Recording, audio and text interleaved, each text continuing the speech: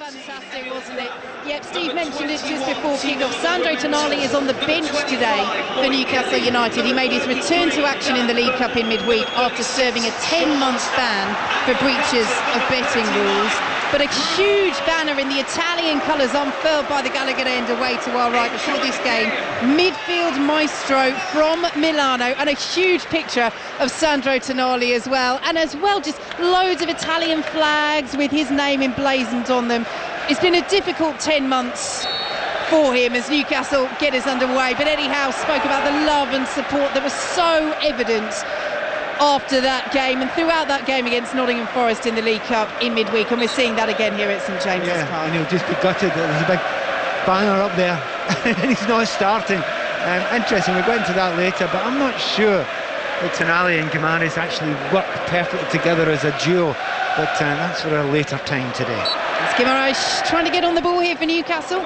Goes down and the whistle goes from referee Rob Jones, and Newcastle have a free kick on the halfway line, and Gimares has stayed down here just wincing and grabbing that right ankle and rotating his foot, but he is now gingerly, very gingerly indeed, getting to his feet, the Newcastle captain. So yes, Tonali on the bench for Newcastle, Harvey Barnes replacing Jacob Murphy. That is their only change from their Premier League draw against Bournemouth last weekend.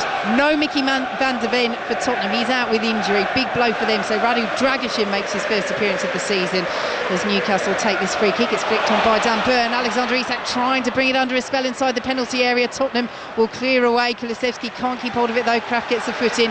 It's all the way back with Pedro Porro down the right hand side. Won't be latched onto by Tottenham and picked up by Guimaraes. So yes, no Van der Ven.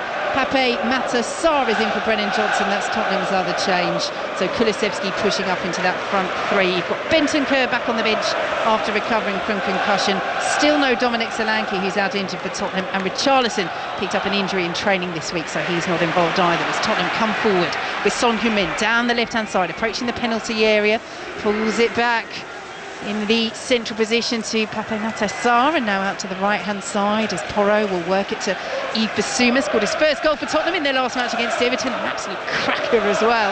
Well worth the wait, as picked up now by Udogie, and now Bissouma once again. Midway through the Newcastle half, Tottenham playing from right to left in the changed blue-grey shirts, shorts and socks. Newcastle in the black and white shirts, the black shorts and the black socks. There's a little deflection, will carry the ball into the Newcastle area, but well dealt with by Tino Livramento, fresh from his first senior England call-up this week. Heads it back to Nick Pope, who bowls it out to the right-hand side, and Joe Linton is racing down the left into the Tottenham half. Good pace to the game in the early stages here at St James's Park as Joe Linton picks it up, early ball into the penalty area, and pounced on by Vicario. Pat Nevin. Well, I just hope it keeps on going this way. I mean, what we expected was both teams, when they get an opportunity to go and attack, they'll go and attack. And that's the way it started just now in Newcastle, particularly when they're playing at home. That's the way they like to do it. I suppose the most intriguing thing we're waiting to see about Newcastle at the start of the game, with both Anthony Gordon and Harvey Barnes playing, who would play right, who would play left, and it's Anthony Gordon playing the right. To be honest, I don't think it matters to him. Right, central, you know, or the left, or even behind the strikers. He's perfectly capable of doing all those. Yeah, and I'm sure we'll see them swap throughout the game as well. But as Pat says, Gordon is starting on the right and Barnes on the left. We'll take you through the lineups in a moment. But Vicario has the ball all in bright yellow on this cloudy, overcast day here in the northeast of England as the rain starts to drizzle down here at St James's Park, and Newcastle give the free kick away on the far side, so a good time to take you through the teams. Nick Pope in goal, back in the England squad as well, his first call-up since the 2022 World Cup this week. Alongside him in that squad, Tino Livramento. He is at right back for Newcastle, then it's Emil Kraft, Dan Burn and Lloyd Kelly making up the back four. Ahead of them, Longstaff, Guimaraes and Joe Linton, with Barnes and Gordon supporting Isak up top as the ball is forward, looking for the run of Kulusevski in that central position. It's collected by Lloyd Kelly out of the penalty area for Newcastle, left-hand side, forward to Joe Linton. Lovely ball to Guimaraes under pressure, and Guimaraes is trying to set Harvey Barnes away down the left-hand side. Sliding challenge from Dragusin was a good one. Goes out of play for a Newcastle corner. Well, first test for Dragusin, the Romanian centre-half, making his first appearance of the season in the absence of the injured Mickey van der Ven. Did well there. He did well there. The question in his pace, is he quick enough to stay with Barnes? In this case, just about. I think he's a wee bit fortunate it wasn't Gordon, because I don't think he would have stayed with him. Yeah, they might be swapping sooner rather than later in terms of which side those two are on. But let's see. It's Anthony Gordon preparing to take this corner for Newcastle from the far side. Packed 6-yard box. That's where the ball goes, and the header is flicked across it. Will be collected by Son Heung-min for Tottenham out of the penalty area. He's very well dispossessed by Alexander Isak. Tottenham haven't really started well here as Isak goes for the chip, and it bounces off the top of the woodwork. Vicario on the stretch was beaten, and it's off the bar from Isak and bounces away to safety. Well, so unlucky, Newcastle's top scorer from last season. It's one of those cross-punch shots that rattles the woodwork as Newcastle have the ball inside their own half, and they've come so close to taking the lead in the early stages here at St James's. I would say 98% of players, I'd say, nah, bad cross, didn't mean it. It's Isak, he probably did. He's went for the goal there. That was very, very unlucky, and the way he won the ball back as well. The way that this has actually started today, this actually feels like a cup tie more than a league game right from the start of the game. And he's so unlucky there. Keeper was not getting to that. Vicario really struggling. And I think you're spot on, Pat. You see that again. He's gone for it. He's gone for the chip. It's a really tight angle. It's a brilliant effort from Alexander Isak. And the woodwork, the crossbar, saves Tottenham. 6 minutes gone here on 5 Live. And we're goalless by the width of that crossbar here at St James's Park between Newcastle and Tottenham, as Joe Linton does well down the left-hand side. But the whistle's gone from referee Rob Jones. Just a little bit too much pressure on Pedro Porro. And Tottenham have a free kick midway inside their own half, far right-hand side. So Vicario in goal for them. The back four are Porro, Romero, Dragoshin and Udogi. Ahead of them it's Sarr and Basuma, with Kulusevski, Maddison and Odegaard supporting Son Heung-min up front. But at the moment it's Kulusevski who's playing through the middle. Son's out on this left-hand side, Odegaard out on the right. So again, as we mentioned, Dominic Solanke injured, Richarlison as well. Son has played through the centre already this season against Everton, got a brace as well in their last match, but at the moment he's wide. Kulusevski's through the centre and Tottenham have the throw deep in Newcastle territory. I'll tell you who'll be interesting to watch as well, Odegaard. Real skills. I mean, does the same thing quite a lot, but it's a good trick. He's got really quick feet, so we shall see when he gets 1-on-1 with the defender at some point today. Flag's gone up on the far side for an offside, and Newcastle have a free kick. Yes, arrived this summer, the 19-year-old Wilson Odegaard from Burnley after their relegation, 25 million. Scored 5 goals for Burnley last season. Played pretty regularly in the Premier League as well, as we see a shot of Sandro Tonali on the bench, and there are still Italian flags emblazoned with his name adorning the stands here at St James's Park as Nick Pope sends the ball over the halfway line. Managed 62 minutes in the League Cup against Nottingham Forest in midweek, a tie that Newcastle won on penalties. He has been training throughout that 10-month ban for breaching betting regulations that was handed down by the Italian FA. Breaches during his time in Italy. But there's a complete difference, obviously, between full training and a full match. As Kulusevski through the centre, taking on Dan Burn, who gets the foot in, steers it back to Nick Pope. He clears over the halfway line. Here is Anthony Gordon, traps the ball well. He's got Isak ahead of him. Really good start this from Newcastle. Out to the left-hand side, and Harvey Barnes approaching the penalty area. Went for the curler! Not too far away. Newcastle have started superbly here at St James's. They look fantastic on the break. We know what Anthony Gordon's capable of, and of course Isak is just such a talented player. He's got the pace, he's got the vision, he's got everything. But Harvey Barnes, although highly rated, I still think he's one of the most underrated players in the Premier League. I think he's got a brilliant football brain, and certainly as good as the players that he's playing alongside today. Very unlucky not to get so many games last season. There was injury, etc. But keep an eye on him. He's a special player if he gets a game every week. Tottenham in possession. Maddison really pressured though outside his own penalty area.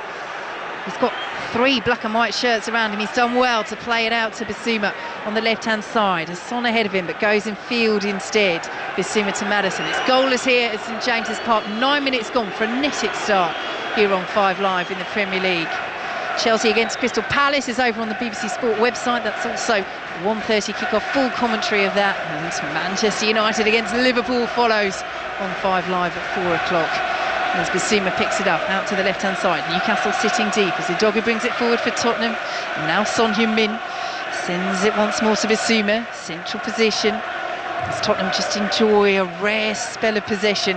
Dragashin will send it all the way back to Christian Romero. Both sides unbeaten so far in their respective campaigns. In fact, in the Premier League, identical records. 1 draw, 1 win apiece. As Romero has it on the halfway line, and Dragashin will now pick it up, sends the ball forward, looking for the run of Odobert down the right-hand side, picked up by Kulusevski, edge of the penalty area, but the offside flag's up. A couple of times in the opening 10 minutes that Tottenham have just strayed beyond the last defender, and it's a free kick to Newcastle. Pat Nevin. A little bit unfortunate there. Odobert had a really good touch. I think Kulusevski, who knew he was offside, tried to get out of the way, and he couldn't quite get out of the way. He touched the ball and it was offside. Had he not, Odobert was on. Longstaff dispossessed. Tottenham play it forward quickly to Kulusevski, and now Udogie, left-hand side, midway through the Newcastle half. It's goalless. It's Song Heung-min. Interchanges passes with Maddison. Pulls it back to Romero. Tottenham just starting to settle a little in the last couple of minutes after that fast-paced Newcastle start. Newcastle already hitting the bar. Wonderfully inventive effort through Alexander Isak as Tottenham win a corner over on the far side. Intriguing the way Newcastle play. When they lose the ball, they get right back, very deep, and they've got 4 and a 5 right in front of the 18-yard line, and say, OK then, try and get beyond us. They're just squeezing that area. They're not letting players like Maddison get any space yet.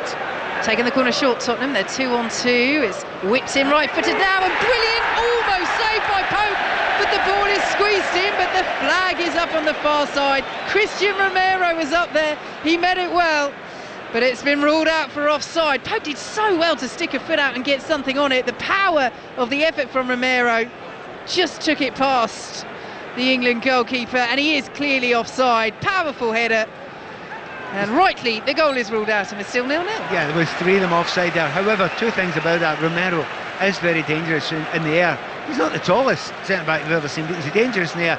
But the other thing, it underlines what Newcastle are doing this season. Their organisation as a group, as a unit, as a defence, they all came out together there in the same time, on the line together. That's really good work. That just doesn't happen by luck. That's Eddie Howe working them as a group, as a defence.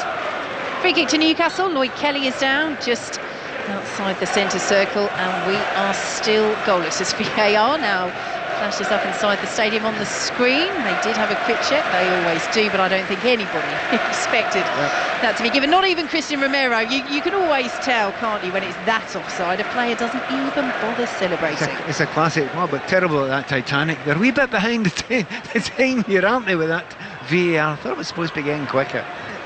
Well, they have confirmed it inside the stadium, so nobody can be in any doubt, even though the ball is up the other end of the pitch. Here is Livramento down the right-hand side, lays it off to Gordon. Now Longstaff for Newcastle. Goalless here on 5 line, out to the left-hand side. Brilliant ball by Longstaff. It's collected well by Harvey Barnes, and now Joe Linton down to the byline, dints the ball across, poor delivery. Romero has time to chest down and head away. Offside flag is up. I feel like I've said that about 10 times in this first half. This time it's against Newcastle. So let's head for an update. Chelsea against Crystal Palace as Hale Sahi. 13 minutes played here, Vicky, at Stamford Bridge. Glorious sunshine. Chelsea 0, Crystal Palace 0. The first chance has fallen to the home side. Cole Palmer with a left-footed shot 22 yards away, just wide. Dean Henderson was well and truly beaten. Chelsea 0, Crystal Palace 0.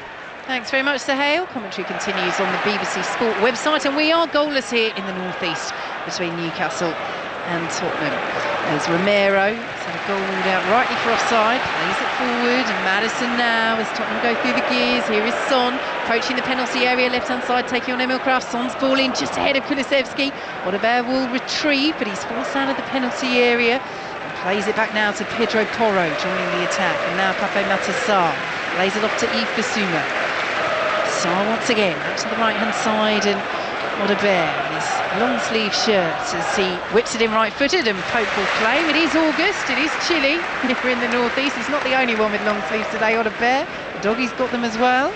I never like correcting you, but I believe it's September. Oh, you're right. Do you know what? You're totally right. It's the 1st of September. That just shows how quickly this season's going already. Well done, Pat. There we go. Happy September, everyone. Anthony Gordon picked it up down this right-hand side, approaching the penalty area. Sliding challenge by Romero was an awkward one. He won the ball, but can't prevent the corner. Newcastle United had the set piece from this right-hand side. Yeah, a really good play by Romero. Udogie had been done for pace there. Gordon flying away from him. Romero comes over, sliding tackle. I thought it was going to be one of those ones where he celebrated it. Maybe a bit too late to do that. So corner to Newcastle. Still goalless here at St James's Park. Newcastle have looked the better side. They've hit the woodwork through Isak. What can they do here? Do Anthony Gordon, who raises both arms in the air. Moving on the edge of the 6-yard box. Joe Linton is there. He wins the header. It loops up. Vicario jumps and punctures, but not quite away. Kraft trying to scoop it back in, and it's blocked away on the edge of the 6-yard box for another Newcastle corner. It's very noticeable because Dan Burn always goes up for the corner kicks and the free kicks. Everyone just goes towards him. The ball goes towards him, but what then tends to happen is other people get a little bit of space, and that's exactly what happened there. By the way, we'll note this later. Dan Burn, during open play, is putting himself in a centre forward position. Very strange for a centre back. Yeah, interesting spot pass as Gordon goes over to the far side and raises his left arm in the air. Dragishin's gone down, little tussle with Joe Linton, and referee Rob Jones is just telling Gordon to wait as he walks into the penalty area. Joe Linton spreading his arms in a gesture of innocence. Dragishin coming over to have a word both with Joe Linton and Rob Jones, who is just saying quite clearly, no more nonsense, let's get on with the corner. Anthony Gordon raises that left arm in the air once more, packed 6-yard box again, and he loops it into that again, and the header is flipped over the bar. But they're really not dealing with those set pieces. There's Lloyd Kelly up from the back for Newcastle, but they are causing Tottenham real problems from those corners. They certainly are. I mean, they're a big physical side, but they're talented as well. But it's the quality of the ball as well. They're getting that from Barnes, they're getting that from Gordon, even Green Harris when he takes it as well. So real quality balls in there, asking a lot of questions of Vicario. And remember, he is often asked questions at corner kicks. He's out of his penalty area, quickly over to the right-hand side, and we'll just wait for the ball to bounce inside that box and gather the ball. Well, that's what he felt had happened. Referee Rob Jones has blown his whistle. He's just telling Vicario not to retake and release that ball. The assistant on this near side has come over. Have we got an issue with the ball here, perhaps? Is there something amiss with the assistant? Possibly his technical stuff's not working just now, so he's not hearing the referee, or the referee's not hearing him. That may be the problem. Yeah, that looks like what it is, Pat. The assistant on this near side has come over. So a little break in play here. Rob Jones just has the ball, the referee under his arm, so a chance for the Tottenham players, Kulusevski and Son and Maddison, to come over and get some instructions from the coaching staff. Because just the way he's looking just now, he's so desolate. I'm wondering if he's okay, the assistant. Yeah, it looks like his communications have gone down. Yeah. So, and Postecoglou is asking exactly that question. Gives him a little pass on the back. So let's head for an update from the Old Firm derby. Gavin Wallace. Oh, Vicky, you've just came to me at the right time. Kyogo was one-on-one with Jack Butland. All he had to do was dink it over, and he just put too much air into it, and it just went over. It was a great chance. Celtic, though, really on top after that goal from Maeda and Kyogo in the first half. Celtic 2, Rangers 0. And to Chelsea against Crystal Palace, Sahel Sahi. Still goalless here at Stamford Bridge between Chelsea and Crystal Palace, but Crystal Palace have come into the game in the last few minutes. They broke away on the right hand side. The ball fell to Adam Wharton just outside the penalty area. He drilled it left-footed, testing Robert Sanchez low down to the goalkeeper's right hand side. Chelsea 0, Crystal Palace 0. Thanks very much, Sahel, and commentary continues over on the BBC Sport website. They're still struggling to get the communications sorted here, so Newcastle's players have brought the ball into the centre circle, and Nick Pope's come up as well, and they're just passing the ball around between them. As we say, it is a slightly chilly September afternoon here in Newcastle. I'm very confused before we go further. Is it communications?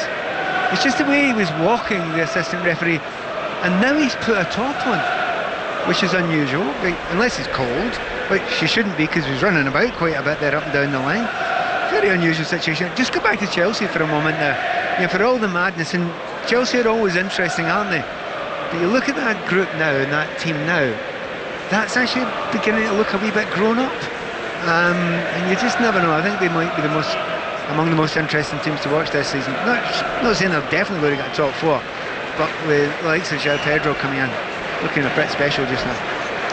Well, we're still waiting to see exactly what's going on here with the linesman, whether it is a communication issue or whether it is a slight injury. So Newcastle's players have got a couple of balls on the pitch and they're knocking the ball around. Tottenham's players are doing the same as well.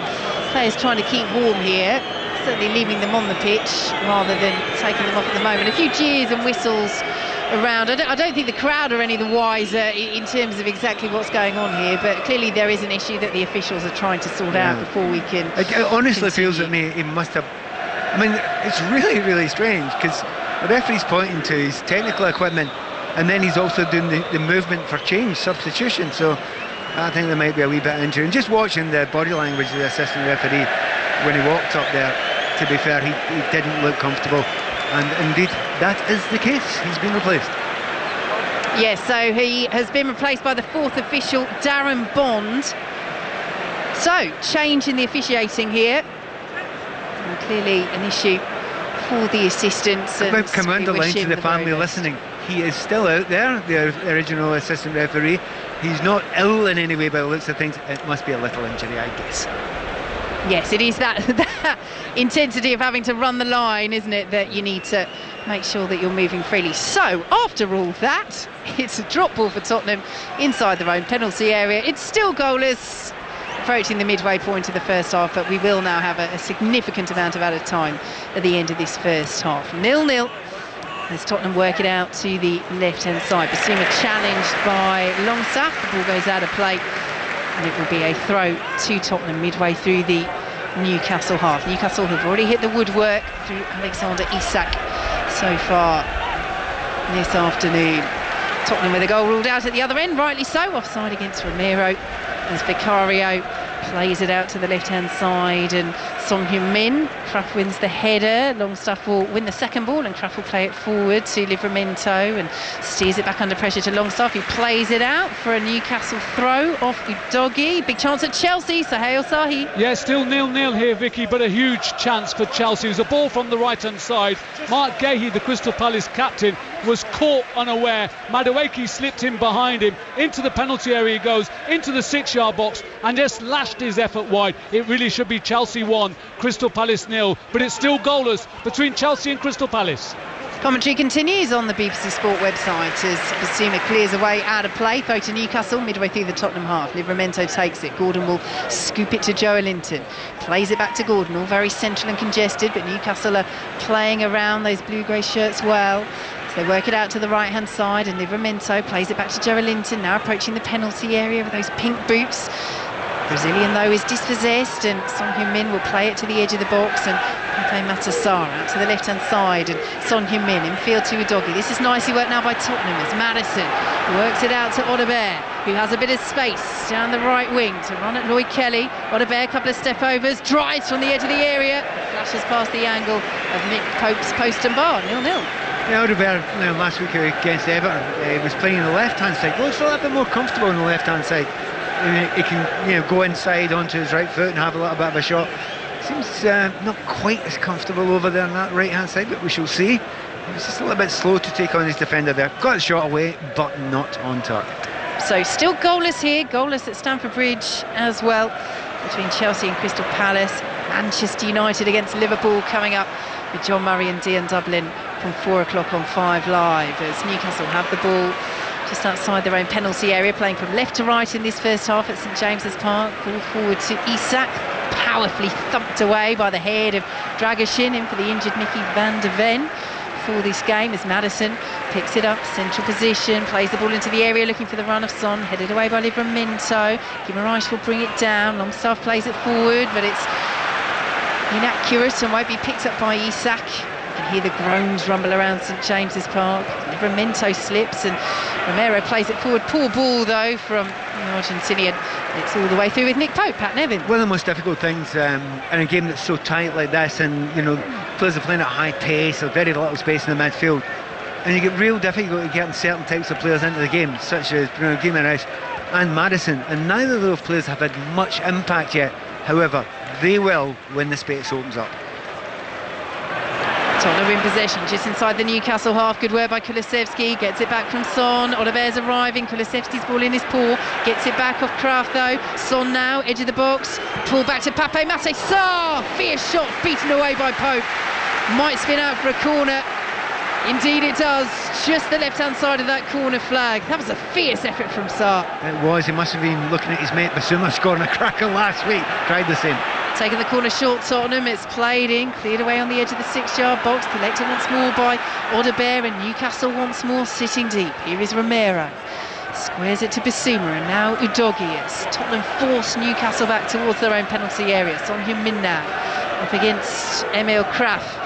Son Heung-min whips it in, it's just flipped away by Lloyd Kelly and collected over on that far side. In fact, Poro will allow it to run for a throw. Goal at Chelsea, Sohail Sahi. Chelsea 1, Crystal Palace 0. Nicholas Jackson with the goal. It was quite a wonderful counter-attack move from their edge of their own penalty area. They swept forward Chelsea in numbers. It was Madueke to Palmer, Palmer then to Jackson, and he poked it home 2 yards away. Chelsea 1, Crystal Palace 0. Thanks very much, Sohail. Commentary continues on the BBC Sport website as Kulusevski has it just outside the penalty area. Shot is blocked away again by Kraft. That's been the pattern of play for Kulusevski over the last couple of minutes. But Tottenham in the ascendancy at the moment. It was such a bright start to this game from Newcastle. They hit the bar early on through Isak, but at the moment it's Ange Postecoglou's side in control. Up to the right-hand side they go, and Son now pulled back to James Maddison. Audebert on the move. Maddison is tripped by Guimaraes, and it will be a free kick to Tottenham, a third of the way inside the Newcastle half. Yeah, Maddison tripped there. He's trying everything to find space. He's been at left back, he's been at right midfield, he's being in the 10 position where he wants to be most of the time. He cannot find an inch of space yet. Well, he is a player that Newcastle have tried to sign in the past, but Postecoglou saying he's seeing signs early in the season that Maddison wants to take his game to the next level. Here's Audebert outside the area again. Newcastle blocked the ball away. Recycled on the right-hand side. Collected now by Son Heung-min. Left-hand side of the penalty area. Down to the byline. Pulls it back to the edge of the box once more. Kulusevski lays it off to Sarr. Goes for the curler this time. And again, Pope beats away. And again, it's another Tottenham corner. Seemed a bit unnecessary, that. I mean, that looked like a shot you could just lean down and pick up, you know, but he's pushed it to the side. He's taken no chances whatsoever. There was no power on it at all, so almost a free kick, a free corner kick to Tottenham Hotspur. And when that happens, sometimes that can lead to bad news for the keeper. Yeah, I just wonder whether he's got that previous effort that came in a couple of moments ago, which was much fiercer, still in his mind, and he's just beaten it away with pretty much the same movement. But as you say, Pat, slightly needless to concede the corner. Let's Tottenham take it from the right-hand side, licked away by Newcastle, but collected by Son Heung-min, still just inside the penalty area, pulls it back to Ibasuma. Now back out to Son as Tottenham are forced out of the box. Left-hand side, nice little bit of play by Son, past Kelly, who then pulled him back, and that's going to be a yellow card for Lloyd Kelly as well. Well, a little bit needless there because he had flicked it past Kelly, but I think Newcastle might have covered that ball. Well, you say flicked it past, it was a nutmeg, and that may have annoyed him just a little bit. And there's no doubt it was completely and utterly deliberate from Son there, but he's beaten him absolutely hands down. Easy past him, and he's dragged him back a little bit. And if you're playing against a full-back and he's suddenly on a yellow card and you're only 27 minutes into the game, gives you a real help. Yep, early booking. Well, not so early now, 28 minutes gone, but still not one that Lloyd Kelly's going to want to have for over an hour to play still in this game. It's goalless, Tottenham on top at the moment, as Maddison stands over this on the left-hand side. Delivery is swung in, cleared away by Livramento, just in front of that near post, comes back out to Audebert, who will lay it off, central position to Poro, who drives, not a bad effort, but yard or so over the bar, never troubling Nick Pope, 0-0. Do you know what's very noticeable about Spurs? You've got what goal, you see a lot of games in the Premier League just now. There's chances to shoot from 25, 26, 27 yards. Generally, players don't take that chance. They pass it, they move it, they pass it, they pass it, particularly, say, a Manchester City, etc. Because the stats say not many goals are scored from outside the box. Nobody's told that to Ange Postecoglou's team today, have they? They're having pings from everywhere. And it's an interesting one, Pat, because coming into this weekend, Tottenham have had more touches in the opposition box than any other Premier League side this season. But you're right, at the moment, every time they get a side of goal from 20 yards, as Gordon runs down the other end and Vicario comes out well and claims, they're very happy to. And it's not even when they get a side of goal, it's when they have the ball in and around the penalty area. The pullback is always looking for the edge of the D, whichever player might be there, whether it's Sarr or Bissouma. Interesting strategy from Tottenham. They've gone close a couple of times. Yes, I think it's an Ange thing. You know, keep on putting them on target. Some will spill off the goalkeeper. There's a slick surface out there because it's been drizzling for a little while as well. But of course, you always have to remember deflections. If you get any deflection of goal at all, keepers can do nothing about it. Now to the right-hand side go Tottenham and Porro. It's goalless here on 5 Live. Manchester United against Liverpool, our commentary coming up from 4 o'clock as Newcastle rob possession on the halfway line, and Isak is bombing down this left-hand side, approaching the penalty area. Couple of touches, did well to hold on to it and wins the corner. He is phenomenal when he gets the ball at his feet, Isak. He runs at players, and if they're caught up with him, you think, well, you've lost it now. But he has got this amazing ability to take little bumps off of the opposition players, but still seemingly have it under control. Always seems to get something out of the end of it. This time, a corner. So corner to Newcastle. Anthony Gordon over to that far side as the players line up again on the edge of that 6-yard box. Blue-grey shirts of Tottenham, the black and white of Newcastle. As Gordon on the far side prepares to swing this in. They've got 2 players in Kraft and Longstaff on the edge of the penalty area. Will he go for the 6-yard box again? Yes, he will. Good punch by Vicario. Now falls to Longstaff, just inside the box now, trying to cushion it back in. It's intercepted by Tottenham, and Udogie will bring it forward, and Tottenham can break here. Kulusevski gets his head up, sees the run of Odobert. Kulusevski will run it down the left-hand channel for now. Pursued by Kelly, who's on a yellow card. Kulusevski approaching the byline, just checks outside the penalty area, now does play the ball in, and from one end to the other, Tottenham corner. Kind of sums this game up a wee bit. You think someone's controlling it, and there is a lightning break that 3 seconds later you're in the opposition half. The problem for Kulusevski there was only one player that could stay with him in a light blue shirt. That was Odobert. He's not the tallest, so he didn't want to flag it in there. But a very open game, and a game that probably deserves a goal. Well, it's a game that has never failed to give us a goal in the Premier League. 59th time these sides have met in this competition. Can Tottenham find one here? Maddison plays it low to Son, edge of the area again. Porro's effort blocked away on the edge of the 6-yard box. The follow-up blocked once more by Longstaff. Porro tussling with Longstaff and does well to stop the Newcastle counter. Romero picks it up, then plays it off Sean Longstaff, who's looking at referee Rob Jones and saying, well, hang on, was I not blocked off there? But the decision is Tottenham throw, and again, that's it. That was a training ground move. Maddison to Son, edge of the area. Porro this time launches it, cleared away by Newcastle. You know, I'll try and get some stats at half-time, but their number of shots from outside the box, this is not a fluke. This is something that's worked on by Ange Postecoglou.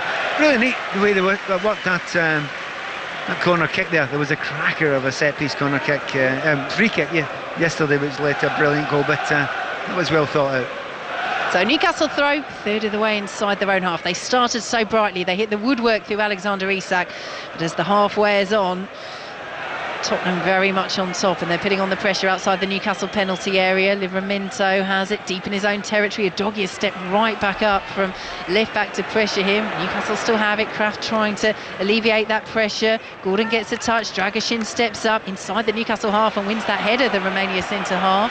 Longstaff trying to keep it in, won't do so. Tottenham throw, and Dragashin's applauding. What have you made of him? He's in for the injured Mickey van der Ven, Tottenham's player of the year last season. Big blow before this game. But in terms of his performance so far, very, very steady. You know, he's been handheld by Dan Burn, so he's not doing anything incredibly complicated. He's just making sure he looks along the line and he does the sensible thing. So well coached at the moment. Here come Newcastle, play the ball forwards, but it's intercepted by Romero.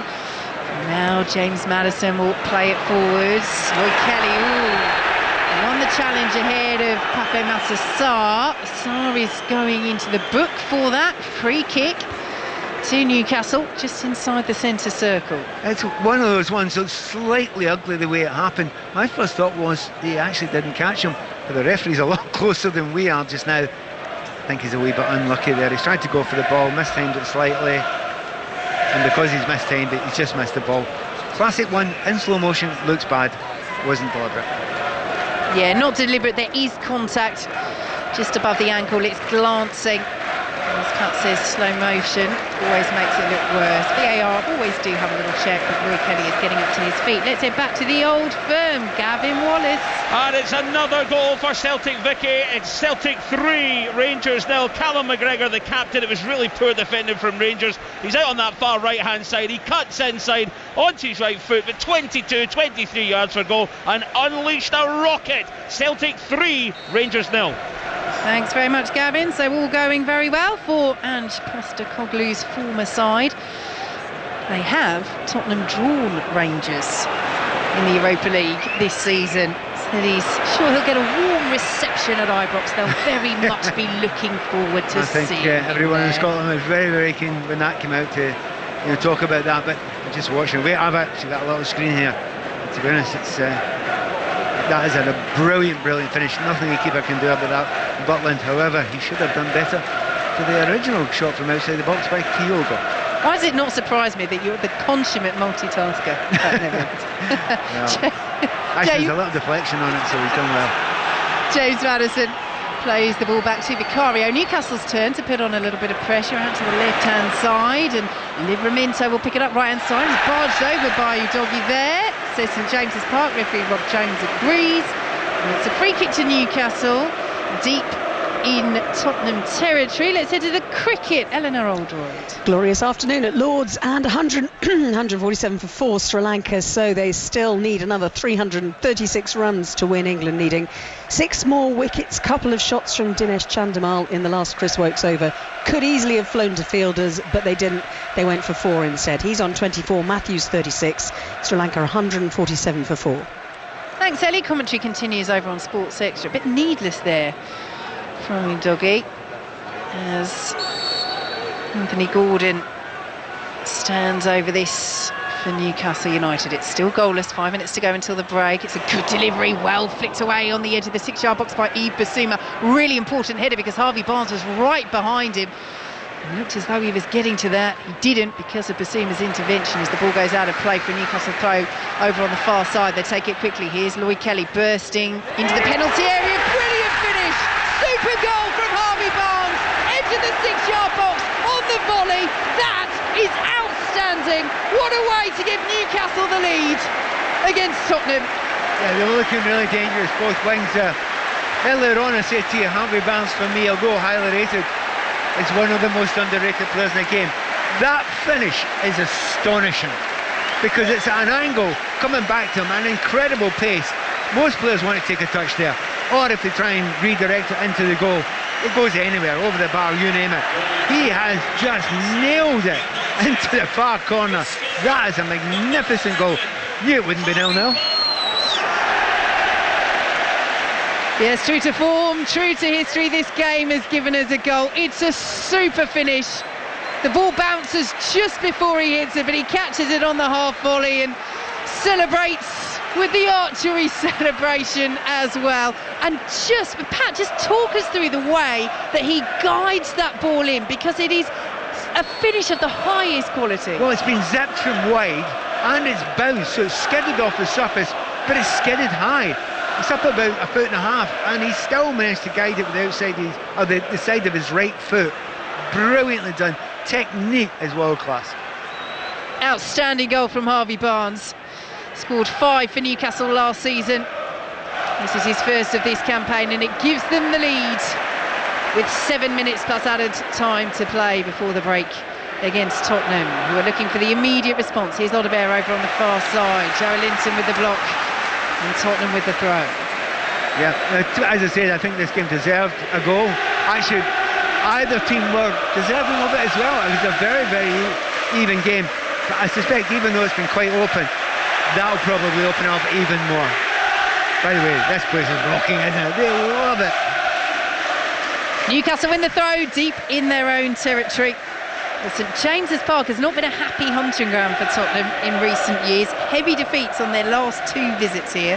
4-0 last season, 6-1 the season before that. And Ange Postecoglou talking ahead of this game on that 4-0 last season, saying, we lost probably for the first time under me our composure in a game. So how composed Can Tottenham stay after conceding the first goal here as Vicario plays it out to Ibissouma. Dragoshin will play it forward now to Pape Matar Sarr, who steers it back to Vicario, but Newcastle have got a second win here after that super finish from Harvey Barnes.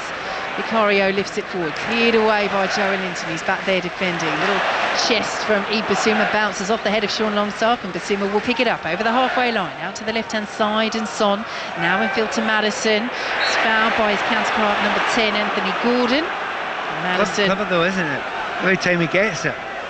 It doesn't matter who's the nearest Newcastle player, they sprint to Maddison, give him no space at all, and it's killing a lot of the, what they would have as a creativity, because Maddison's been pushed further and further back.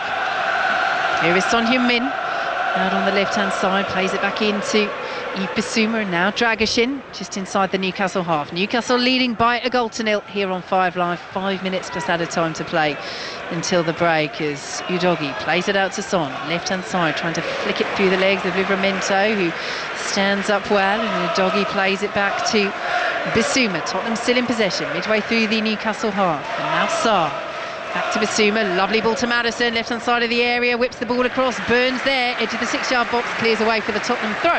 Again, finding little bits of space there, tiny wee bits of space, but very, very little there. Madsen gets a half decent cross in, but not good enough to get by that Newcastle defence. Here he is once more, Maddison. Harvey Barnes intercepting that ball to the edge of the area. Bissouma will pick it up. Interesting there though, Barnes, knowing that they've done that so often in this game, Tottenham read it well, couldn't quite counter, and Udogie coming forward now. Is he brought down by Longstaff? Yes, he was.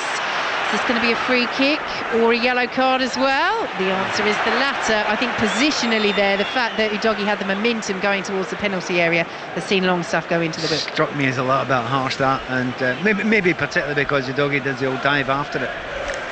It's a ridiculous dive that he does afterwards. But yeah, he's got away there. I think it's a free kick. It's nothing much more than that. This is peak James Maddison territory. Yeah.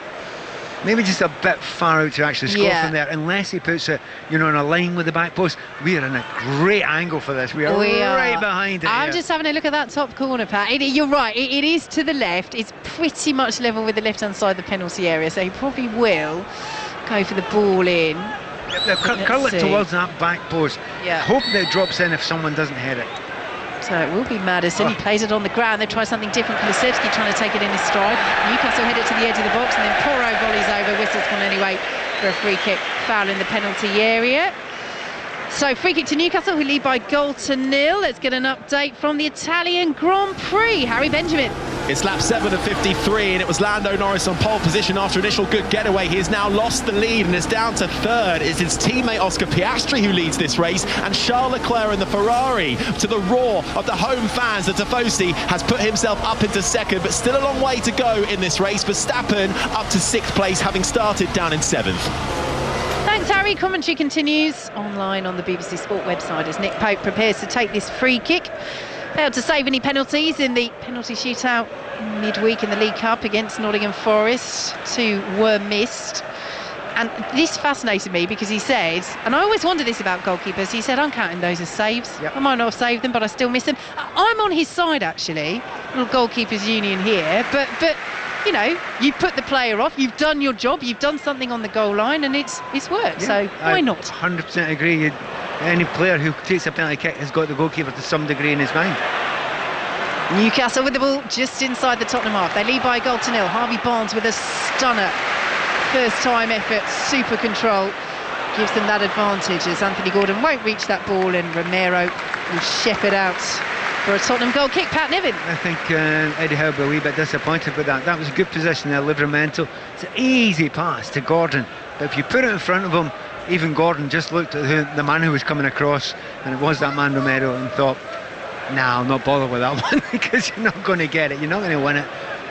And but he's chasing down now, and it's, a real lift for Eddie Howe's team to get that goal when they did there. There's a real confidence through their team now. Romero almost getting into trouble there. Cleared the ball away. Isak charged down well. Maddison's now lost it. Longstaff slipped though as he won it. Joe Linton has it. Isak can't trap it on the edge of the area. Well, about 5 players have failed to retain possession there in the space of about 7 seconds. Could have been another Newcastle goal. Could now be a Tottenham counter. Kulusevski out to the right hand side, and Audebert on the halfway line. plays the ball back to just outside the centre circle, and now James Maddison has it on halfway, out to the left, and Son Heung-min.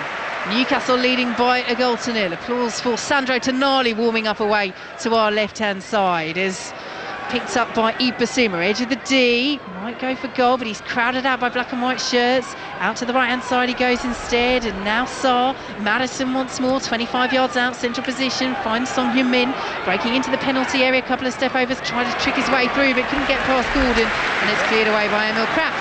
Yeah, Son just peripheral to the game, Son, but you just wonder if he could get a little bit more of the ball to him. He's had one really good moment, and he ended up getting fouled with it, but so far, still peripheral.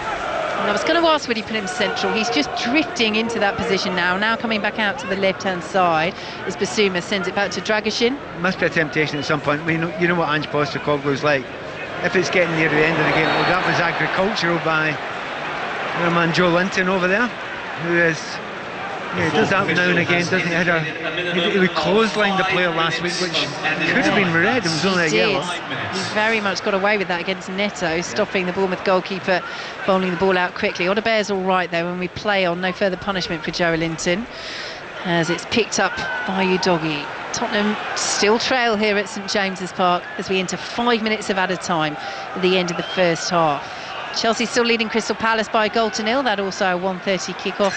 Manchester United against Liverpool coming up at 4 o'clock, and Celtic 3-0 up against Rangers in the Old Firm derby. Sarr's delivery, Maddison will win the header on the edge of the 6-yard box, can't control it. Newcastle clear it eventually with Byrne, but don't really get a huge amount of distance on it. Dragoshin's completely missed that though, trying to trap midway through the Newcastle half. Isak wins the header, Gordon and Guimaraes between them can't hold on to it, and Dragoshin is there now pinned there by Joey Lynch, and then that's going to be a yellow because he's just done one over the far side that he's got away with, but I think that is accumulation of fouls there, and he's into the book. I completely agree with you, and it wasn't just that one, there was one before that as well. And you know, he's a wholehearted player, he's a physical player as well, but a little bit unnecessary there. And he's another one who managed to tread slightly lightly between now and the end of the game, because that is a big part of his game. Yep, 3 Newcastle players on yellow cards, Joe Linton, Kelly and Longstaff. Sarr in the book for Tottenham. Tottenham who are looking to find this equaliser on the stroke of half-time. Unbeaten start, just 2 games gone. An unbeaten start so far to this Premier League season. Porro stands over this. Free kick just to the right, midway through the Newcastle half. Swung in, Dragoshin was in there, won't reach it. Son collects it as it spins outside the penalty area. Fans saying it's gone out, referee disagrees. Son will play it to Maddison, left-hand side of the box. Maddison will play it off Anthony Gordon, and it will be a throw to Tottenham. And Maddison's playing, come on, let's play a little bit more quickly, and Dragoshin listens to him, takes the throw, but then sees it fired off his own shins by Anthony Gordon, and Newcastle United have a throw deep in their own territory. Pat Niven. Yeah, once again, so I'm trying to get the ball under control there. Maddison trying to do exactly the same, but it's a wall of black and white shots. Every time they get it, they're very, very composed when they lose the ball. Newcastle, they get back, they work hard, they get into a shape, and even players you expect not to maybe enjoy that as much, you know, particularly Bruno Guimaraes, they're all doing it as well. It's a really hard working group unit at the moment. Joe Linton trying to wriggle his way through on the halfway line. Romero covers, sends it back to Vicario, closed down quickly by Isak, so Vicario lifts it out to the right hand side, and Odebear is up against Kelly. Kelly does well and plays it back to Nick Pope. Pat Niven. You just wonder about Odebear, you know, over that right hand side. He's getting no change whatsoever out of the fullback there, so you know, well done Lloyd Kelly for doing that, because Odebear has got some quality. 2 things you can do now if you're Ange Postecoglou: switch him, get him to the left where he does look a little bit more comfortable, and I think he'll be a wee bit more dangerous, or else you look to the bench, and of course Brennan Johnson would be sitting in there as a possible obvious replacement. Well, he's standing on the edge of his technical area, Ange Postecoglou, in his big black jacket, his hands in his pockets. As Newcastle come forward once more, looking to add to this 1-goal advantage before half-time. Isak, good ball to find Livramento, who'd made the run forward. Livramento plays it into the area, and Vicario comes and claims that really well. Isak's gone down, little collision with the goalkeeper there, but Vicario clearly got to the ball first. St James's Park is telling Vicario to bowl the ball out, but Isak's already back up to his feet, and Tottenham will continue to play on as we have Just over 60 seconds of added time left to play. A little bit of space for Son on this left-hand side. Quickly doubled up on, but plays it down to Maddison, who really has been everywhere in this first half. Went down under the challenge of Byrne. Referee Rob Jones says nothing doing there. You wonder if he's maybe just trodden on the back of his heel undeliberately there. Because that looks like it. He's holding the back of his heel. They will check that. It's outside the penalty box. There's no way that's going to be a penalty kick or anything like that. He's trodden on his foot, no more than that. Well, he's getting short shrift and, shall we say, not too much sympathy from the Newcastle fans. He went down just behind the goal there. Well, it should have been a free kick. He's right. He's making that point to Rob Jones, but a goal kick's been given, and as Pat says, outside the penalty area. I think he made a mistake, Maddison, because he's got the ball, he's got his back to goal, and then he runs the ball out the back when Dan Byrne's running towards him. That's the last thing you do there. You stop, you stay in the box, and if there's going to be a free kick, then they'll have to look at the VAR, and then you get a chance to penalty kick. So an unusual mistake there with Maddison. So Newcastle goal kick is the upshot, and Nick Pope launches it over the halfway line, and there is the half-time whistle. It's been a good contest. It's ebbed and flowed. Newcastle started very brightly indeed, hit the woodwork through Isak, then Tottenham overall for the majority of the half are having the better of it without seriously testing Nick Pope on too many occasions. But Pat, highlight moment of the game so far. What a finish from Harvey Barnes to give Newcastle the lead 10 minutes from Absolutely brilliant. There have been good parts of quality, but you know there are so many quality players on here. There's someone who's going to produce at some point. Harvey Barnes was the one, and I'm delighted with that because he is really a top player, and again, as I say, quite underrated, even though we'll think he's great. However, there are plenty of other players that can do just the same in the second half for both sides. So Tottenham's unbeaten start to this season, under threat. Half-time at St James's Park. Newcastle 1, Tottenham 0. Thank you both. It's also half-time at Stamford Bridge. Remember, you can listen to this game via the BBC Sport website. Chelsea Crystal Palace, Sahel Sahi. Chelsea lead at the break, Steve, by a goal to nil. They've been enjoyable to watch in this first 45 minutes. Nicholas Jackson with the strike after a slick flowing counter-attack started by Madueke. Palmer got involved, and the finish was provided by Nicholas Jackson for his second Premier League goal of the season. Madueke with two earlier chances. One he slashed wide, the other 6 yards away. He forced Dean Henderson, the Crystal Palace goalkeeper, into an outstanding one-handed save, which he tipped onto the crossbar and over for a corner kick. Crystal Palace, they've been slow and ponderous. They need to pull their socks up if they're to salvage anything from this game. Half-time at Stamford Bridge, Chelsea 1, Crystal Palace 0. Is there any sign of another England breakthrough at Lord's, Ellie Oldroyd? Not since lunch, no. 166 for 4 here with Chandimal on 43, Angelo Matthews on 36, and the second 50 partnership of the innings from Sri Lanka, who, Stephen Finn, are putting up some good resistance. Yes, yes, they have played very well actually today. It's the fight that we wanted to see in the first innings. Really, it would have meant that they were fighting to stay in the game and get ahead of the game in that first innings, and not trying to save it in this second one. They're still 317 runs behind, but Matthews and Chandimal, both very experienced cricketers, are resisting England at the moment. England have just got to be patient. When they get that breakthrough, then that's when they will try and pile through the door.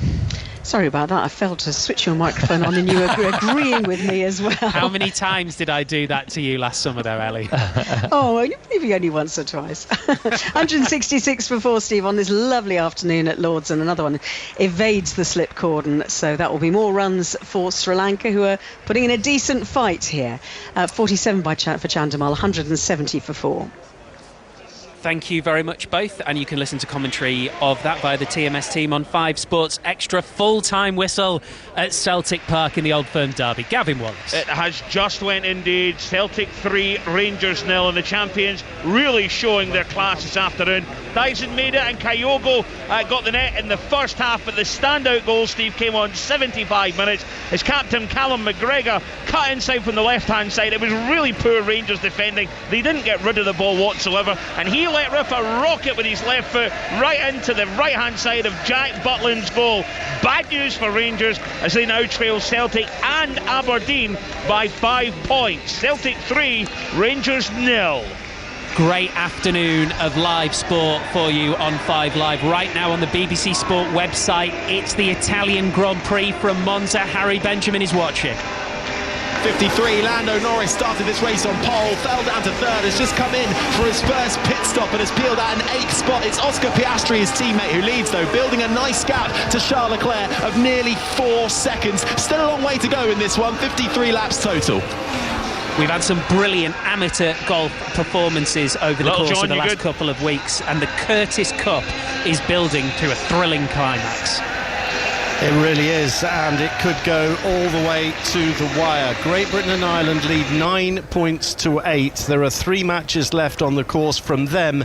Great Britain and Ireland have to eke out 1.5 points for victory. They're up in 2 of the matches. Mimi Rhodes 1 up after 16 against Melanie Green, and Lorna McClymont 2 up in her match after 15 holes against Megan Schofield. The final match is being dominated by Rachel Keane of the Americans against Anya Donegan. This is going to the wire. A seamless half-time so far. Ellie forgot to turn Stephen Finn's microphone on, and I didn't even say the name of the golf correspondent. Thank you, Ian Carter. Other than that, we're absolutely flying. We'll be back for second half commentary shortly of Newcastle 1, Tottenham Hotspur 0. Chelsea versus Crystal Palace is available online, and we will start the build-up to Manchester United versus Liverpool. Full commentary from here inside Old Trafford at 4 o'clock. We'll do it all after the news on 5 Live with Fraser Denton. The voice of the UK. This is BBC Radio 5 Live. Thanks, Steve. Good afternoon. Hamas and Israel are accusing one another of being responsible for the deaths of 6 Israeli hostages in Gaza. The Israeli army says they were killed as its soldiers neared their location. Hamas says they were hit by Israeli airstrikes. Meanwhile, Palestinians have been gathering at 3 health centres in central Gaza to have their children vaccinated against polio during localised pauses in fighting. UNICEF and other charities hope to reach more than 640,000 children and babies across the territory.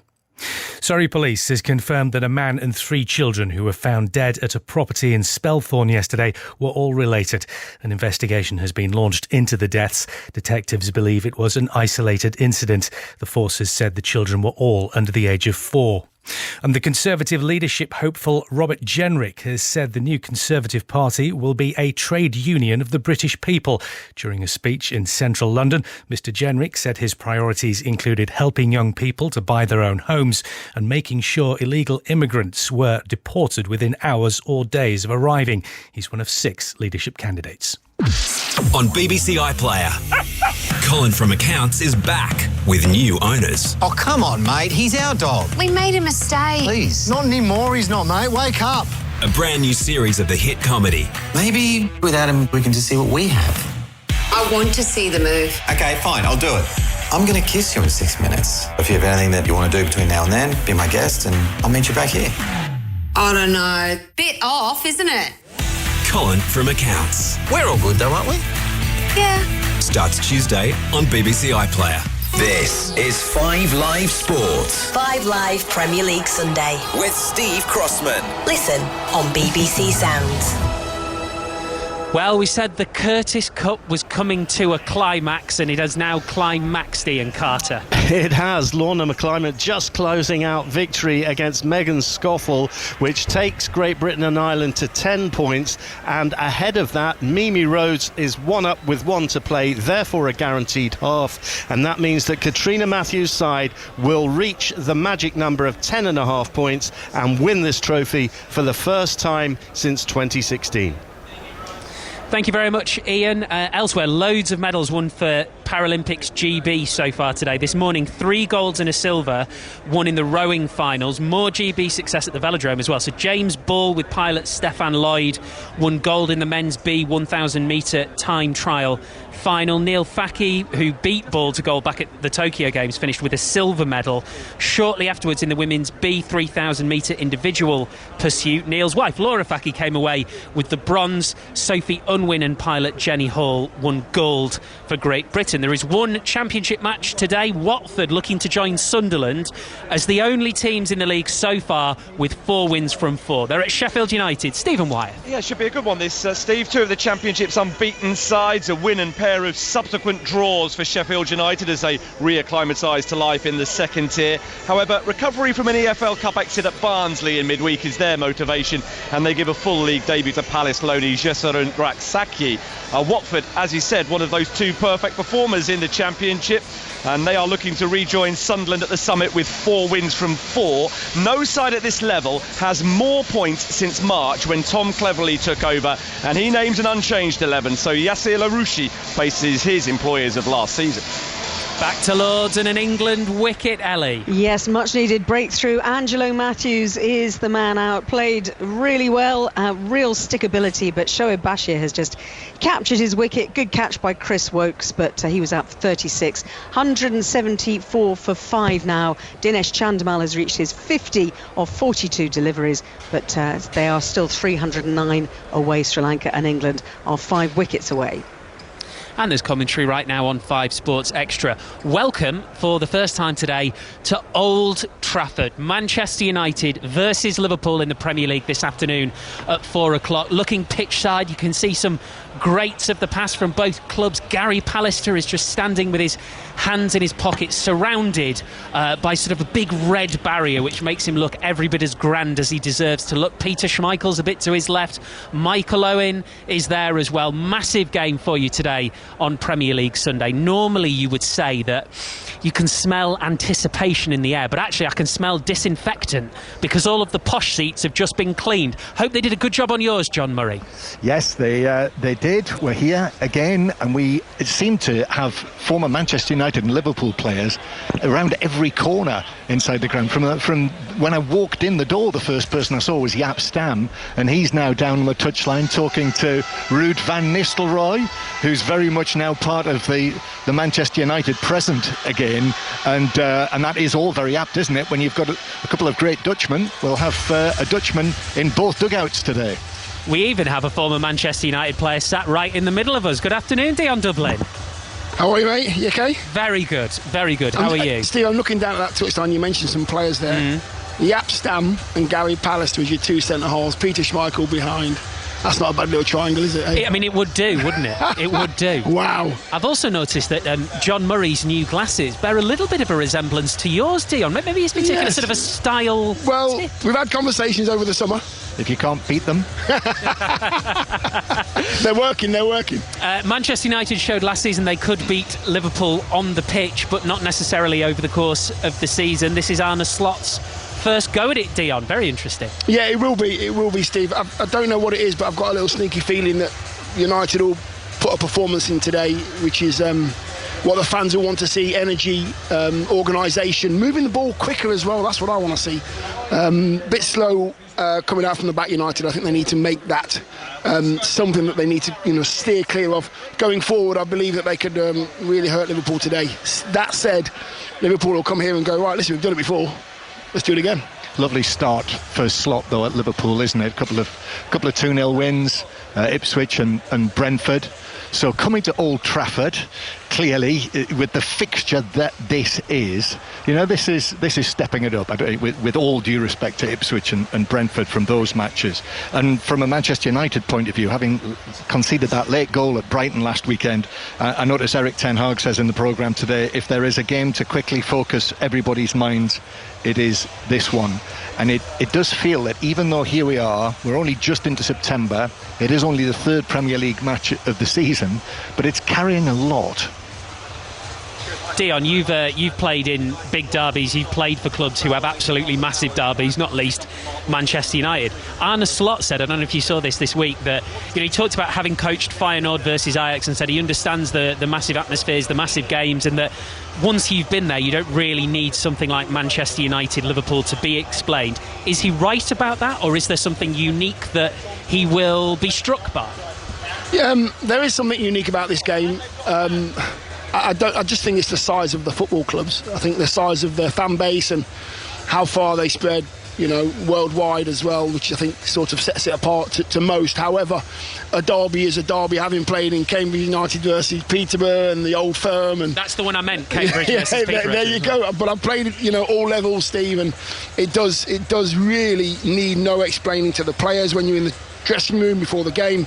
There's little pointers that the manager will give you, but you don't need motivation. You shouldn't need motivation playing against a team and players that you actually hate when you go over the white line, but you have to keep that composure to make sure that you perform at your best and don't get too carried away with the physical emotion of the game. you know one thing that struck me today, coming to Old Trafford for the first time this season, is that as I drove into the ground, there's a advertising board, and who's the main figure on there? It's Kobbie Mainoo. Then came into the ground at the same time that Kobbie Mainoo was actually arriving, and as they say, the crowd went wild outside the ground. He's on the front of the programme today for this match of all matches, and when you turn to Eric Ten Hag's notes, there's a picture there of the players walking out. Who's in the middle of that? Kobbie Mainoo, and I've just looked at the screen and he's been interviewed on Sky Television. That to me says where he is now, and if you remember, he scored his first goal in this match when it was a 2-2 draw in April, which did serious damage to Liverpool's hopes of winning the title. That was his first goal for Manchester United at Old Trafford. That's where he is, and it feels today, with all of that experience, he's been to the Euros, played the part that he did for England. He's on the edge of superstar status. Yep, I think that's right. There certainly looks like they're building the team around him now. There have been a lot of outgoings from former Manchester United managers. Kobbie Mainoo right at the heart of it. Won't be partnered today by the new signing Ugarte, and it doesn't sound, from listening to Arne Slot, like we'll see Federico Chiesa either. But massive game obviously in prospect, it always is. We'll be back to St James's Park shortly. Have we had another wicket at Lord's, Ellie? It is being reviewed at the moment by Sri Lanka. Chandimal, the batter, Chris Wokes, the bowler, Stephen Finn sitting alongside me, whose microphone I have now turned on. Your thoughts were waiting for the review. Could take a little while, but first sight. It could be a millimetre inside the line. So the question is going to be whether it's hit him inside the line of off stump, or whether there's an inside edge on it, actually. Tiny inside edge, potentially. Come back to us, we will tell you what the result of that is, but it could well be not out. We will do. Thank you very much both. So Chelsea 1, Crystal Palace 0, half-time. Second half commentary available right now via the BBC Sport website. You can listen to the cricket on Test Match Special. You can listen to the end of the Grand Prix via the BBC Sport website. Here on 5 Live, Manchester United, Liverpool to come at 4. Before that, the second half, Newcastle 1, Tottenham 0. Pat Nevin and Vicky Sparks. Thanks very much, Steve. Welcome back to St James's Park, where Tottenham have made a change at half-time, and Ange Postecoglou has reversed one of the two changes that he made for this game. Pape Matar Sarr is off, Brennan Johnson is on, and Pat Nevin, that just gives them the option to do something a little bit different in midfield. Yes, which he loves to do, and Maddison wasn't getting on the ball enough, so maybe he'll drop in a little bit deeper, play alongside Basuma, and just create from a little bit further back, gives Johnson a chance to get up with... that'll make 4 attackers there, so it's going to be positive. So Tottenham playing from left to right in possession early on in this second half in the changed blue-grey strip. Newcastle in their home kit of the black and white shirts, the black shorts and the black socks, and they're defending at the moment. Newcastle leading by a goal to nil as Johnson, the substitute, to Son. Now Kulusevski gets the shot away. Byrne made the block. Maddison trying to latch onto it inside the 6-yard box. Really coolly done by Tino Livramento, racing away from Hotspur as well. That is brilliant defending, because Newcastle were under real pressure there in the flag corner up against Isak. He does look a couple of yards offside, and Tottenham have a free kick. Back to Elliot, the cricket. Dinesh Chandimal survives, just a splinter of an inside edge showing up on ultra edge. 178 for 5 Sri Lanka. They are still 305 runs away though from victory. Tottenham in the throw over on the far side will be to Stamford Bridge in a moment, but Hotspur is racing down this left-hand side, cleared away by Kraft, and Longstaff will play it forward. We'll take you through the lineups in a moment, but Newcastle on the attack, and Isak this time I think has held his run, and Isak's in behind, and Barnes is racing to get involved. Isak into the penalty area, sliding challenge by Dragishin, looked like a good one. Newcastle fans scream for a penalty. Isak now getting up and saying that there was contact. First viewing, and it's the other side of the pitch, but it did look like a good challenge. Rob Jones agrees, and Tottenham on the counter at the other end, but that ball into the boxes behind the run of Udogie, cleared away by Newcastle, but will be picked up once more by Tottenham, played out to this right-hand side. Here is Porro trying to feed Kulusevski, still has the ball inside the box. Now Porro gets it back from Kulusevski, whips the ball across. Oh, how have they missed that?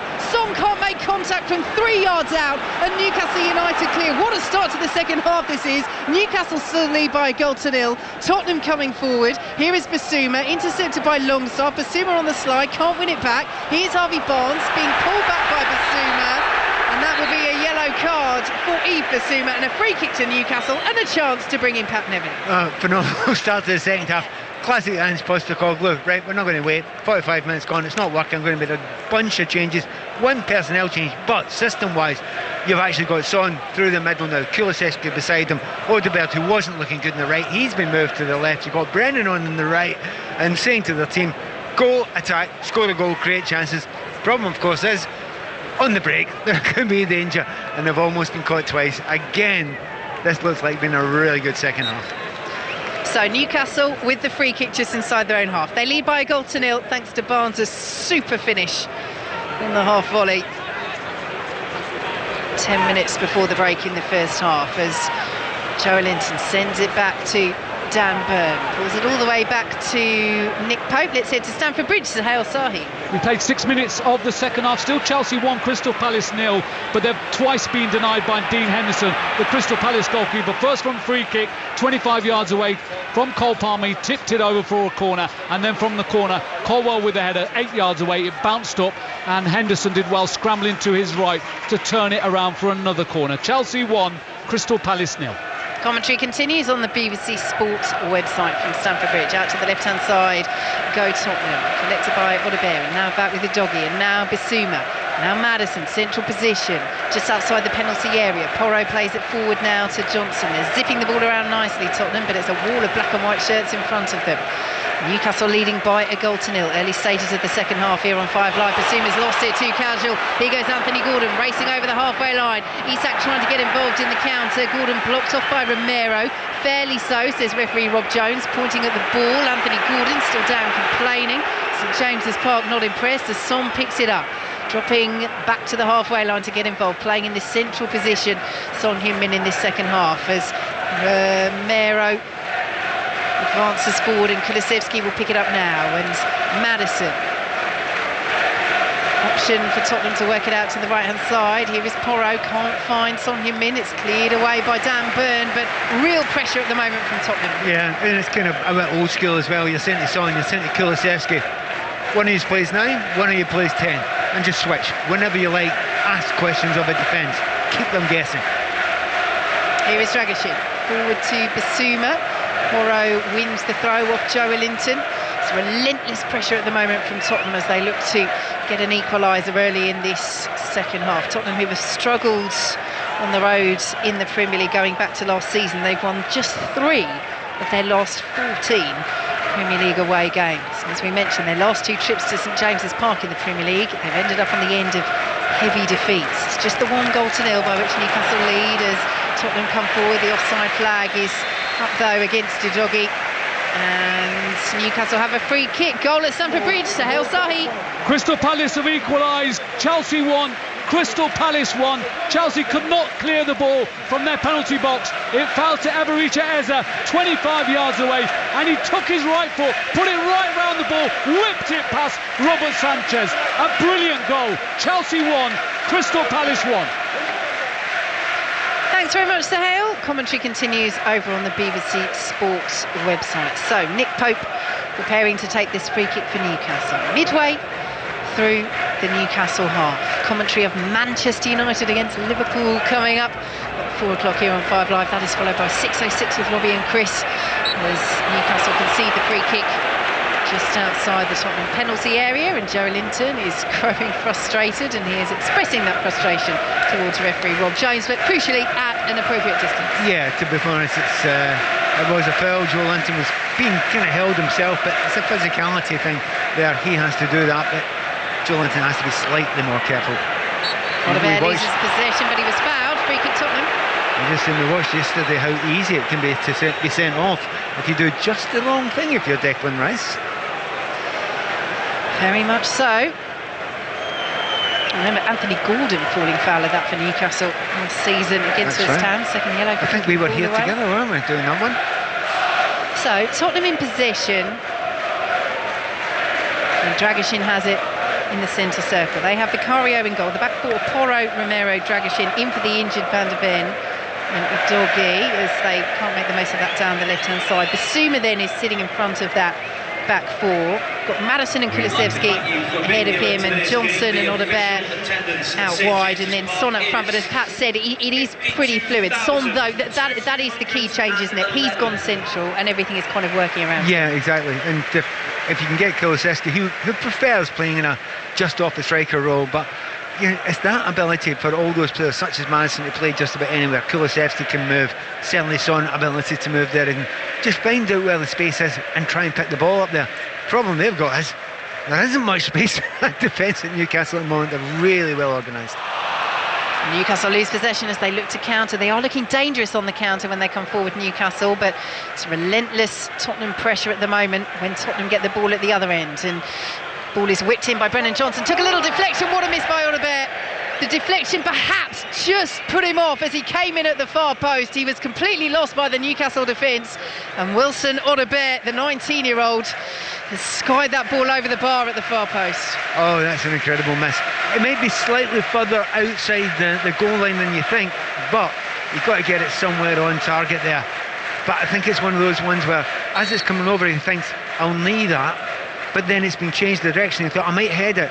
And while he's thinking about that, the ball's coming. He's not been able to react quick enough. That's a great chance for Spurs. Maybe the best of the game so far. Yeah, I think you're right, Pat, as Tottenham have it with Dragusin. It is that little deflection, isn't it? And suddenly he's got about 3 split-second decisions to make, and he hasn't quite been able to make the right one and reshape his body. Yeah, we take it for granted. The natural strikers do that without thinking about it, but the rest of us don't.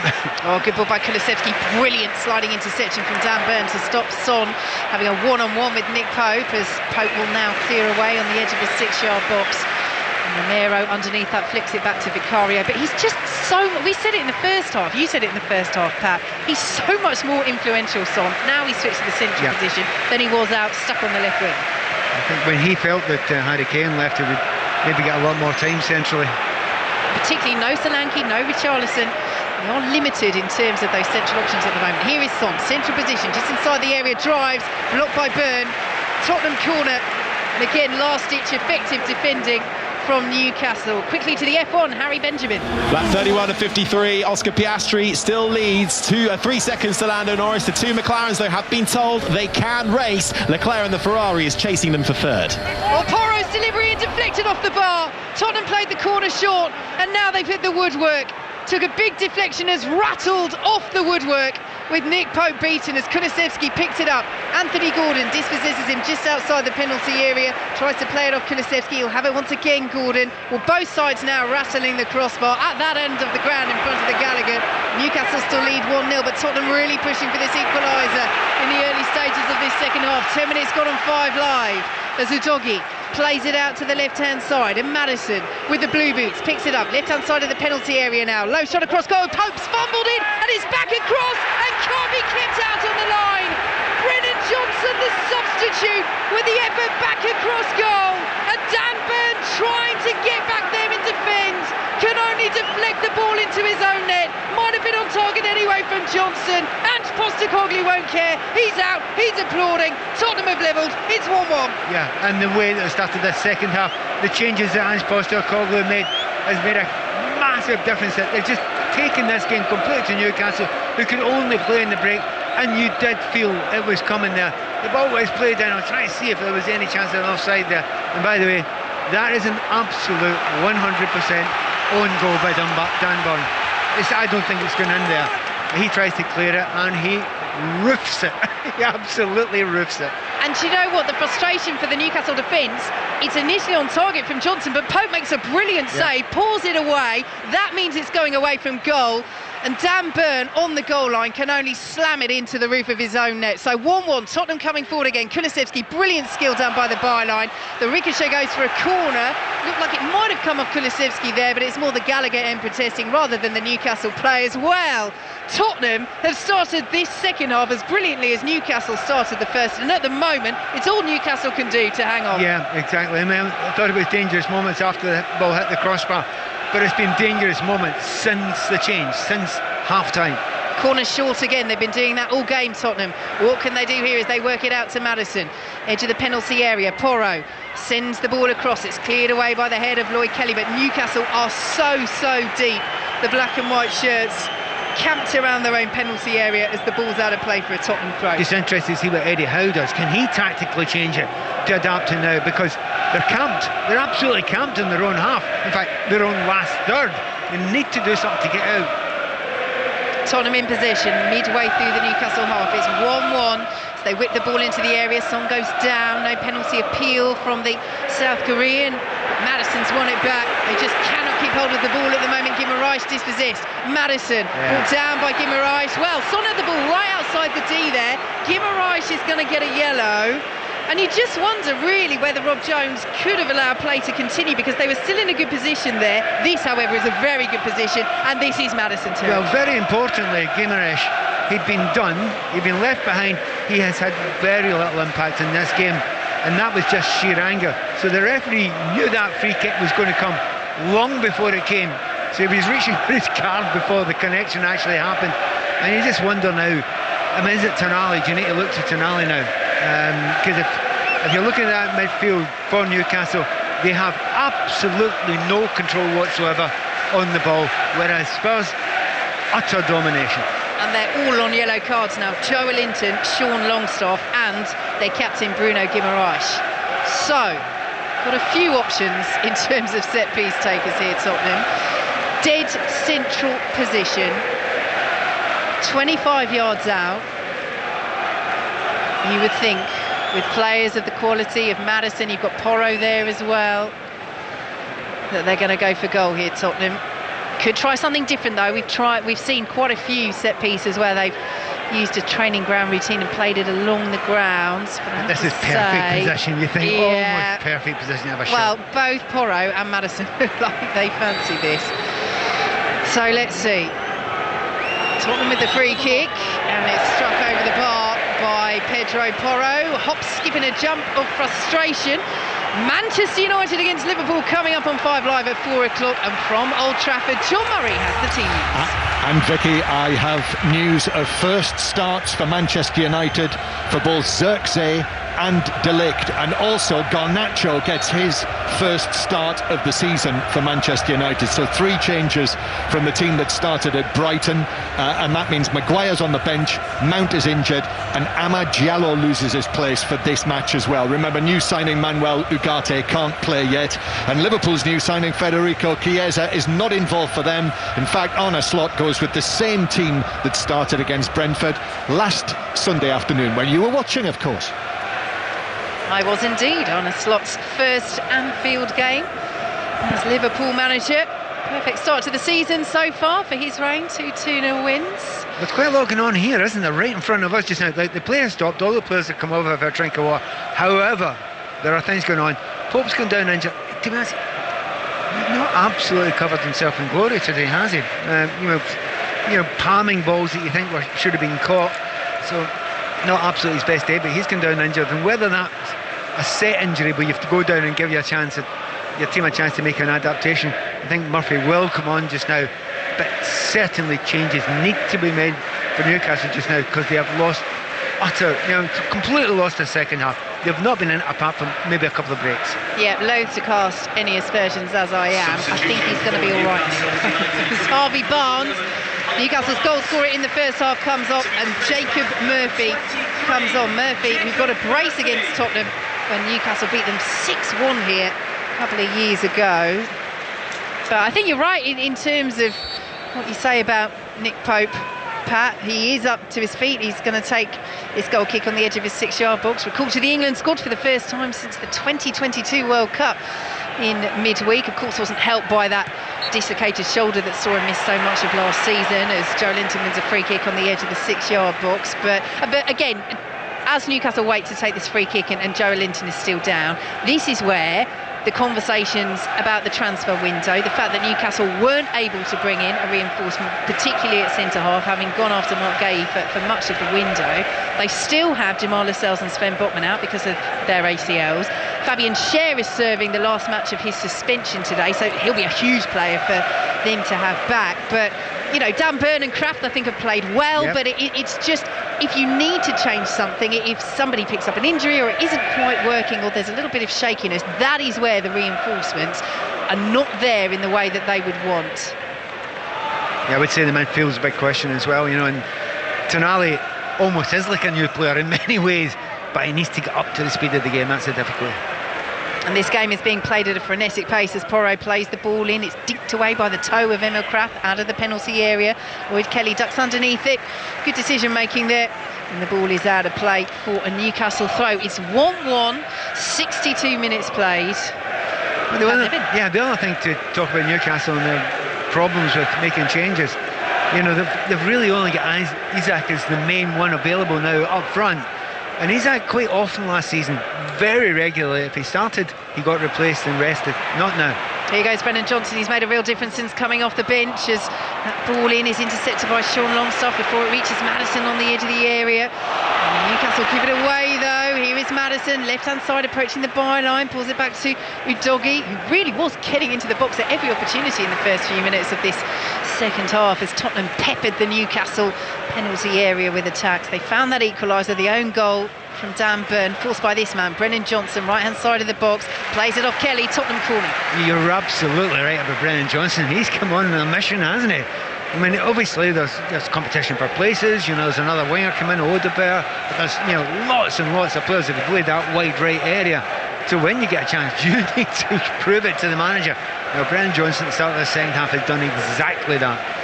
They played the corner short again. Here is Odegaard, challenged by Anthony Gordon. Kulusevski will pick it up for Tottenham. Under a little bit of pressure from Gordon, pulls it back to James Maddison, plays the ball into the area right footed, not the best delivery, headed away by a stooping Lloyd Kelly, picked up by Basuma, edge of the box, might go for goal here, cleared away by Sean Longstaff, but they're deep at the moment, Newcastle, they can't spring this counter. Isak loses out, and it's well defended by Porro, who steers it back to Udogie, who will go all the way back to Vicario. Yep, well done there, Porro. A lot of pressure from Isak, but Isak is as good as anyone in those sort of situations where the ball is bouncing between two players, but Porro's stuck to his guns. The ball on halfway, they just cannot retain possession at the moment, Newcastle, and you can hear the frustration around St James's Park. Here's Kulusevski, picked up now by Johnson, low ball in, Son was almost in there, couldn't get there ahead of Pope, who dives and gathers. So 1-1 here, approaching the midway point of the second half. It's also 1-1 between Chelsea and Crystal Palace at Stamford Bridge. That commentary is over on the BBC Sport website. 4 o'clock, Manchester United against Liverpool is our commentary with John Murray and Dion Dublin. And earlier in the Scottish Premiership, the Old Firm derby at Celtic Park was won by Celtic by 3-0. Here is Gordon, nice bit of skill just outside the centre circle. And now Longstaff getting forward, sent it out to the right hand side, and Livramento, bit of space for Guimaraes, lovely ball forward to the edge of the box, and Longstaff is very well challenged by Romero, and Maddison and Basuma between them, helped out by Odegaard, will work it forward. Basuma on the turn, new Longstaff is right behind him. Tottenham still just inside their own half. Play it out to the left hand side and just slow the tempo down, Patton. For the first time in this entire second half, everything's been played in the Ange Boyle style up to now in this second half, and it's been quick. They've been closing down, not allowing Newcastle to breathe in the midfield. They've got more attack-minded players on after that change at half-time as well, so you know, I don't think they'll rest for long. They want another goal. Udogie's given the ball away, stepping into central midfield from left back again, and Newcastle bring it forward. Here was Joe Linton on the halfway line, taken over by Guimaraes. Another nice ball forward to Isak, and now Gordon, advantage played. There was a foul in there, but it's a good advantage. Gordon picked up now by Jacob Murphy. Brilliant save. Vicario had to adjust and dive down to his right at the near post. Murphy took the shot early. It was creeping in. It's beaten away by Vicario for a Newcastle corner. Yep, sums up their second half. Just the odd break. But they look good when they make that odd break. Good goalkeeper. That was done at pace there. He went down low to his right hand side and saved it. But what about the noise? These fans are really getting behind Newcastle to try and drag them back in. Yeah, great reactions, as he so often shows, from Guillermo Vicario. As Anthony Gordon stands over this corner kick, sends it into that packed 6-yard box. It's headed away powerfully by Yves Basuma for Tottenham, as Gordon will pick it up once more midway through the Tottenham half. Newcastle 1, Tottenham 1, here on 5 Live and BBC Sounds, as Sean Longstaff will play it all the way back to Nick Pope. Out to the left-hand side he goes. I think Gordon felt like it might have been offside. Wasn't going to get there anyway. Eddie Howe's not happy on the touchline as Kulusevski picks it up. Right-hand side down to the byline up against Lloyd Kelly. Kulusevski still outside the box. Pulls it back now to Pedro Porro getting forward. And now James Maddison, edge of the D. Back to Kulusevski, right-hand side of the area. All very intricate from Tottenham, but they lose possession. And then that was a late challenge from James Maddison. He's raised a hand in apology on Guimaraes, who jumped up. He was so furious at how Maddison had flown in there, but in the end it simmers down very quickly. Maddison booked. Decisive refereeing from Rob Jones, and Guimaraes will let it go. We're about to have a double change. Hall and Tonali are going to come on for Newcastle, but before then let's head to the cricket. Ellie. England edging their way towards victory. Dinesh Chandimal, the big wicket, he's gone for 58 off 62 balls. Just chipping one up from Atkinson to Lawrence at square leg. 195 for 6. Now Sri Lanka. England need 4 more wickets. And that huge roar you've just heard at St James's Park is for Sandro Tonali, replacing Sean Longstaff. Lewis Hall is on for Lloyd Kelly. But what a big moment this for Sandro Tonali. He made his comeback a day after that 10-month ban for breaches of betting regulations expired on Tuesday. Started in the League Cup on Wednesday, played 62 minutes, and now plays in the Premier League for the first time since the 21st of October 2023 for Newcastle United. Big moment for the Italy international as Brennan Johnson heads it forward, and Joe Linton will intercept for Newcastle United. Out to the right-hand side. Appeal for handball against Jacob Murphy, not least from Ange Postecoglou, who's right down in front of our position here in the press box, but nothing doing from referee Rob Jones, and Newcastle have it once more. 1-1 here on 5 Live. Pat Niven. Yeah, interesting to see which Tonali we see. I can remember being here for his debut for Newcastle, and he was spellbinding. He was brilliant. Newcastle not brilliant there though. They've given the ball away. Here is Son approaching the penalty area, out to the left-hand side. Tottenham looking for an opportunity with Audebert, just overran it. Newcastle goal kick. Good defending, really good defending, because Audebert was very, very quick, but he didn't have enough space there to get down the line. And you're talking about Tonali, that brilliant start he had, and then it faded, and it was much less effective in some of the games. And I wondered whether at the time it was because him and Guimaraes weren't working well together. Of course, we found out he had things on his mind. Ball goes out of play for a throw to Newcastle, right in front of their manager Eddie Howe. So they are on the pitch together, Tonali and Guimaraes. Still early days in terms of game time, in terms of that partnership, so let's just keep an eye on that. I know, Pat, it's something you spoke about before the game as Newcastle give the ball away again. Audebert, shot blocked away, it'll go out for a Tottenham corner, but that's a couple of times in the last 2 minutes that it's absolutely criminal from Newcastle. Yeah, looking at Newcastle, you're playing out for the back, not good enough there. However, Audebert, you've got to play Son in there. You've got 2 players tackling you. Son's made a brilliant run out wide. Just flick it round the corner to him. It's a tap-in, and he just didn't see it. It's not that he was being greedy, he just didn't see it. Well, he's still 19 years of age, the France under-21 international. Kulusevski swings the ball in, powerful header by Dragoshin, it's wide at the far post. Well, he rose well, the Romanian international. It's a Newcastle goal kick. Goal at Sheffield United in the Championship against Watford. Stephen Wyatt. Yeah, how about this for a fast start for Sheffield United? They lead by a goal inside 90 seconds. Wonderful work. Callum O'Hare down the right-hand side, got to the byline and somehow managed to poke the ball past Daniel Bachmann. Sheffield United 1, so far perfect. Watford 0. And to Stamford Bridge, Sohail Sahi. Chelsea 1, Crystal Palace 1 into the final 70 minutes of the game here. And since Crystal Palace equalised through Eze, they've been the better side. They've created a few chances and been denied by good defending by the home team. Chelsea 1, Crystal Palace 1. Commentary continues on the BBC Sport website as Newcastle break forward. That will be a free kick over on the far side. Doing a little bit more from Newcastle now in the last 10 minutes or so. You know, the changes in the personnel, it's broken up a little bit, and they're not being utterly dominated. And I can see in the middle there Maddison saying to his teammates, calm it down a little bit. Well, that's not the Ange Postecoglou way. They don't want to calm down, they want to play with all the energy they can possibly use. So better balance the game now. I think Newcastle have got back into it, they've weathered some of the storm and only lost 1 goal, but we've got a real big showdown these last 20 minutes or so. They have a free kick on the halfway line. Manchester United against Liverpool is our commentary, coming up at 4 o'clock on 5 Live. 6:06 follows that, a jam-packed afternoon, and we'll be at the Paralympics from 8 this evening as Dragishin hits the ball away on the edge of his own penalty area. Ball goes out of play for a throw to Newcastle midway through the Tottenham half, taken quickly by Lewis Hall to Anthony Gordon. Johnson gets a foot in. He's been so impressive since coming off the bench, and he evades the sliding challenge of Gordon, and he's away down the right hand side. Son Heung-min's in the centre. Johnson pulls the ball across. Almost another own goal. Bruno Guimaraes has busted an absolute gut to get back there and make that interception. It was a vital one because Son was lurking on the corner of the 6-yard box, but that only just trickled past the post, that interception from Guimaraes. It's a Tottenham corner. Everyone was thinking exactly the same thing. It could easily have been on goal.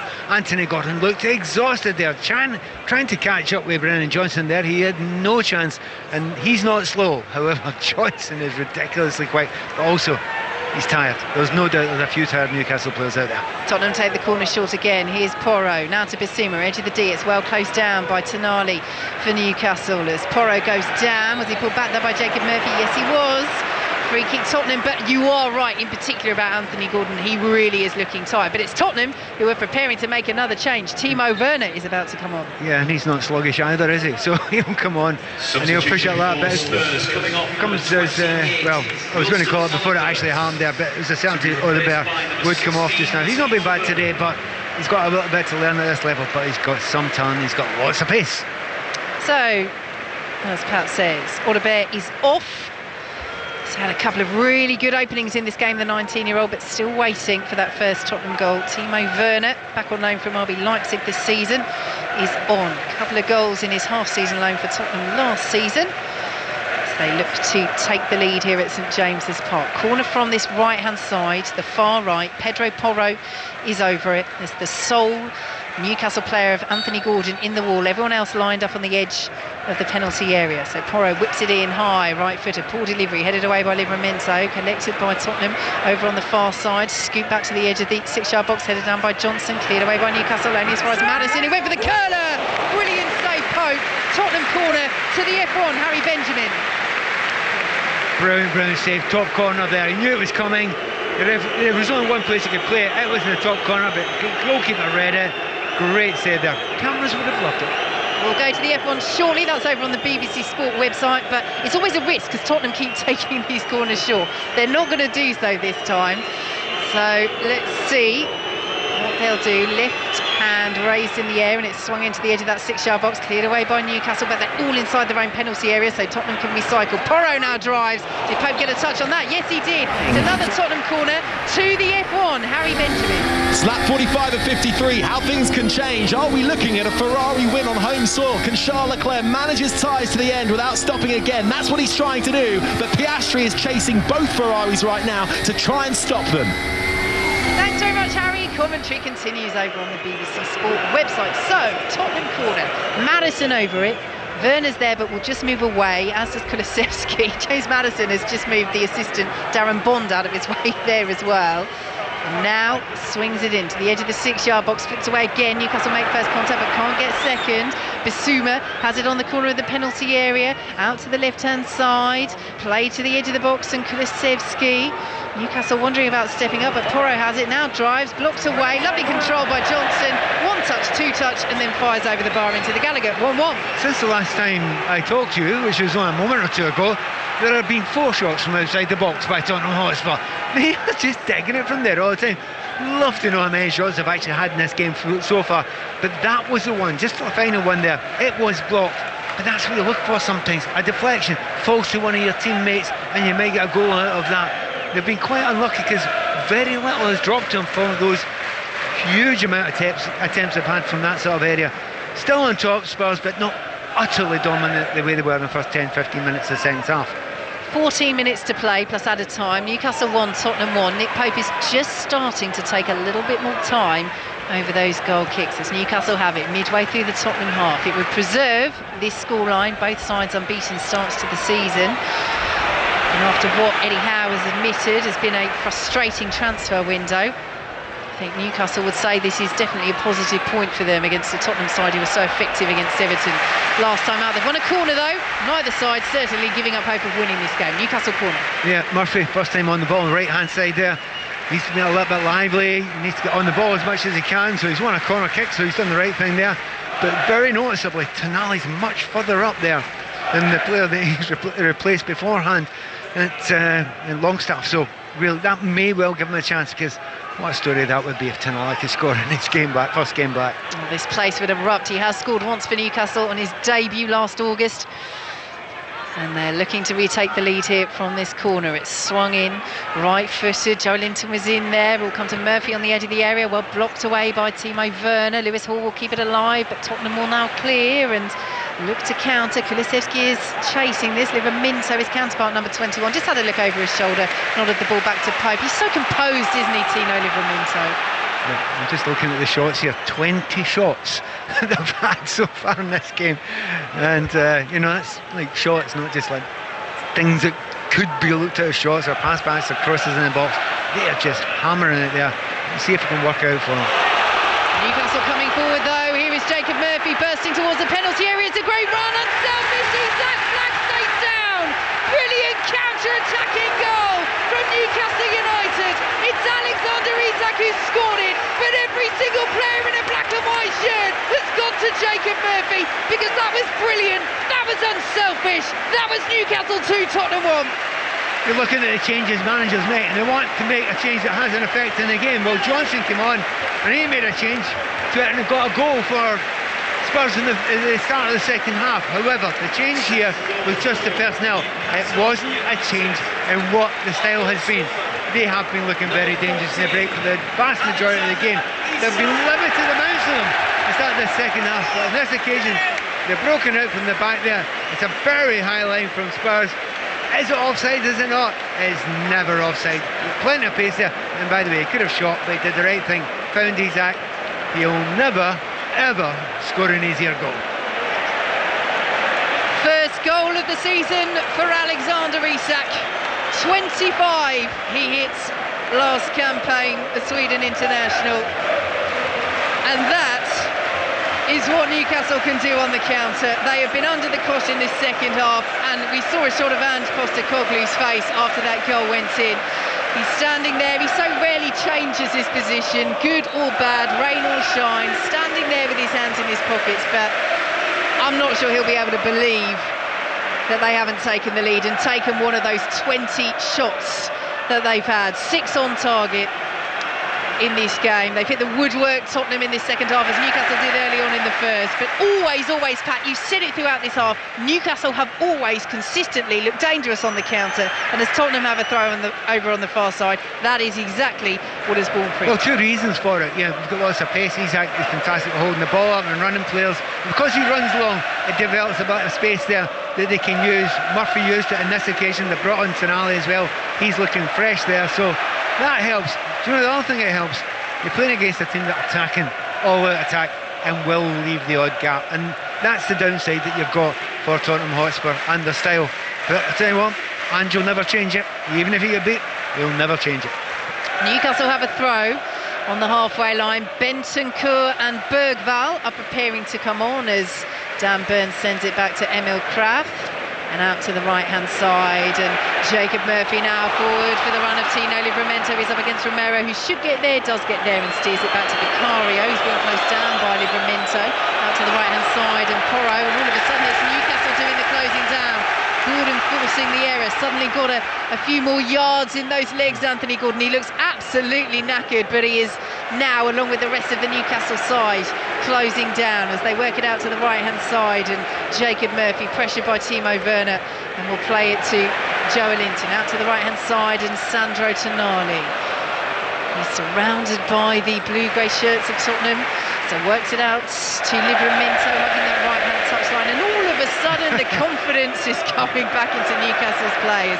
Jacob Murphy picks it up, long ball into the penalty area, all the way across the box, picked up by Anthony Gordon. Tottenham just looking at a little bit stretched at the back at the moment. That's good play by Porro to stand up against Gordon, but here is Isak, who's restored Newcastle's lead in this second half. Good ball then by Gordon, picked up by Kulusevski out to the right hand side now, and Brennan Johnson, but it's Tottenham now, pinned back inside their own half. Interception by Sandro Tonali. Joe Linton then gives it away. Basuma takes it off the toes of Tonali. Free kick. Let's head to the cricket. Ellie Oldroyd. Sri Lanka have lost their 7th wicket and a key one. Kamindu Mendis, highest scorer for Sri Lanka in this series. Just flashing a run from Gus Atkinson, caught by Ben Duckett at slip. Out for 4. Sri Lanka 200 for 7. Thank you, Ellie. Commentary continues on 5 Sports Extra. Huge cheers from St James's Park as James Maddison goes off and is replaced by the Sweden international Lucas Bergvall, arrived this summer from Swedish top flight side Djurgården. Rodrigo Bentancur, back from concussion, is on for Yves Bissouma. Pat Nevin. Yeah, and again, they did the job at the start of the second half. They controlled that midfield there, and then suddenly it's just disappeared. And it is about bringing fresh legs on. And that right-hand side over there of the midfield in Newcastle is totally different now. Murphy's added something, Tonali's added something, and because of that, it's lifted the crowd, it's lifted the players. Gordon looks a different player, he was out, and he's suddenly back looking sharp again. It's amazing the psychology of this game when you can score a goal. So Tottenham in possession. Romero has it over the halfway line. 7.5 minutes plus added time to play. Newcastle 2, Tottenham 1. As Pedro Porro plays it forward, looking for the run of Kulusevski, right hand side of the penalty area, cuts the ball across. Bergvall was arriving, can't reach it. Tottenham have won it back though. Johnson, Bentancur, and now Timo Werner. Udogie getting involved on the left hand side, cuts the ball across, sucked away by Joe Linton, out for a Tottenham throw. That's what Tottenham will try to do just now. They want to get control of the game again. A wee bit harder to do it. Madison's not on the field anymore. He was a large part of that control. Let's see if Bergvall can do it. Yeah, just 18 years of age. Lucas Bergvall received his second Sweden call-up for the upcoming international break. As Brennan Johnson picks it up on this right-hand side. Lost by Porro inside the penalty area, and this is where Tottenham are going to continue to be open. Anthony Gordon brought down. Well, Bentancur's a little unlucky there. He gets a touch on the ball, I think. Then he does take out Gordon, and he's going to give away a free kick and also be booked. Well, we classically have got the best view on the ground here. We're 10 yards away from it, and it looks very clear to both you and I. He gets the ball, he's sliding in, he gets the ball, the referees have always got the giveaway to say, well, he's not in complete control and he could have injured the player. We're seeing it in slow motion here. That's an absolutely beautiful tackle. It's absolutely perfect. And he's got a yellow card for it.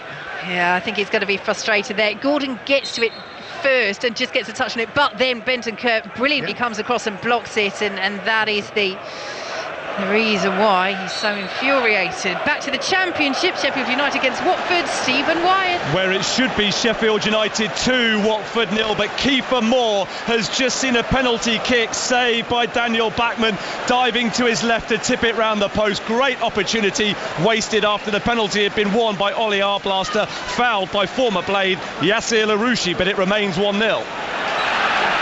Well, here Alexander Isak is the judge to have taken that ball out of play. I'm going to say the linesman had a better view of that. But pretty close. I think you know more about that than the players. They have no idea what was given there. But you're right, it's going out of play. I mean, it's a little bit of a lull here, just for a few moments. But there's probably 10 minutes of football left here.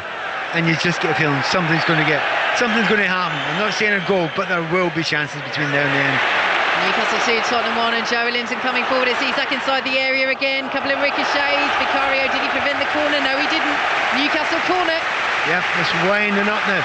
And again, unrecognisable, but they're chasing down there. Joe Linton, he's another one who's got a second wind after looking as if he was out of it. Actually, as we speak just now, he's leaning over and he does seem exhausted just now. But again, chances. And one player who would love to do something, score a goal, Dan Burn, after he put one through his own net earlier on in the game. Yeah, despite that own goal, he's had a really good game. Dan Burn, some really important He's just blocks. unlucky with the own goal. Yeah. And if Pope does, we'll dissect that in a moment, because Newcastle take the corner. Flying leap in the centre from Dan Burn. He didn't make any contact. Ball goes out of the penalty area, and Anthony Gordon will pick it up once again, plays it forward. A couple of Newcastle players are offside there, and Udogie can head it back to Vicario. Yeah, it's one of those where Byrne, he knows the shot's coming across from Johnson, he's sliding in at the far post trying to cut it out, and it's the brilliant save from Pope that ironically changes the trajectory of the ball, and so then Byrne again has a split second to make a decision and ends up just sticking it into the roof of the zone. It's one of those ones, if it hits your leg and goes in, you know, you almost say that can happen sometimes, you accept it. However, when you go and try and smash it and goes in, it just looks worse. Yeah, he had nowhere to go with it. He went into the back of the net, but Newcastle have retaken the lead through Alexander Isak, and they lead by 2-1. Here is Timo Werner, pulls it back to Bentancur. Again, Newcastle's players camped outside their own penalty area as Udogie has it. Back to Bentancur once more, but Tottenham just looking a little short on ideas at the moment. Out to the left-hand side they go, and Werner again, and now Son Heung-min tried to play the ball into the area to Bergvall. Son goes down, nothing doing from referee Rob Jones, but Kulusevski picks it up for Tottenham out to the right-hand side, and Brennan Johnson, who's been a real bright spark since coming off the bench for this second half. Kulusevski's dink ball in, it's headed away by Jacob Murphy. Kulusevski then got a little shuffle, Gordon, a little tussle there, and eventually the whistle goes, and it's a free kick to Newcastle, which Eddie Howe approved. Again, you've called it spot on there. Really clever by Gordon. He's basically shoved him over there. And of course, Kulusevski's furious. He does a little bit of a drag back. As I say that, Kulusevski's explaining exactly that to the referee, who didn't spot the first foul, but clever by Anthony Gordon. He is absolutely fuming, Dejan Kulusevski. And it's a free kick to Newcastle. Newcastle who lead by 2-1. This would make it 2 wins out of 3 at the start of the Premier League season for Newcastle, as well as that League Cup victory midweek on penalties. It's ending Tottenham's unbeaten start to this season. They still have 2 minutes plus added time to play as Isak, big shove there on Porro. Newcastle do win the ball back with Isak eventually, but Gordon plays it straight into Porro. Kulusevski plays it off Joe Linton, kept in by Brennan Johnson. Son now, and the run of Timo Werner is a good one, and Dan Byrne racing to try and keep pace with him. It's Werner, right-hand side of the penalty area. Tottenham looking for this late equaliser. Brilliant challenge by Dan Byrne. Tottenham corner. Do you know what? Dan Byrne is never going to stay with Timo Werner for pace. However, you always thought those long legs would get it in the end, and they did. Great tackle there by Dan Byrne. Didn't panic at all, but he's giving away a corner kick. As we say, he's had a really good game, as has Kraft. They are short in the centre-half department. Dan Byrne has featured there regularly for them, but Fabian Schär's return will be welcome. Bergvall whips this corner in. It's cleared away. It's going to be another corner. Newcastle are saying that potentially that got a touch off a Tottenham player. In fact, it's gone out for a throw, but it is to Tottenham. So Bergvall has it, plays it to Porro. Nice little drag back to Bergvall once more. The 18-year-old under pressure from Gordon. Referee plays advantage because Tottenham's still in possession with Bentancur, and now Udogie easing away from Alexander Isak, whose late second half goal has put Newcastle United on the brink of getting all 3 points here against Tottenham on 5 Live. Manchester United against Liverpool to come. Our commentary from 4 in the Premier League with John Murray and Dion Dublin. 6:06 follows that. As Newcastle's fans raise their voice inside St James's Park once again. Udogie plays it back to Christian Romero. Again, it's stationary at the moment from Tottenham. They're just looking for the option. And Romero has it once more. Taking Maddison off, question mark? Surprising, really, because they've not dominated the game as much, but he stopped creating a little bit, and he had tried everything he could. He was playing 100 different positions, but it does surprise me. It was an eyebrow to raise. They've just lost a little bit of the pace with which they're playing at the moment, although that's a decent ball from Romero towards Kulusevski in the area, headed away by Dan Byrne. Joe Linton picks it up. Tottenham win it back midway through the Newcastle half. Here is Bentancur, steps in field, but well marshalled by Jacob Murphy as we enter 5 minutes of added time at the end of this second half. Newcastle 2, Tottenham 1. Here is Romero over the halfway line. Newcastle stepping up to defend here, and that's a good decision because Tonali's won it, and Guimaraes will send it forward, and they're off on the counter again. Here goes Anthony Gordon.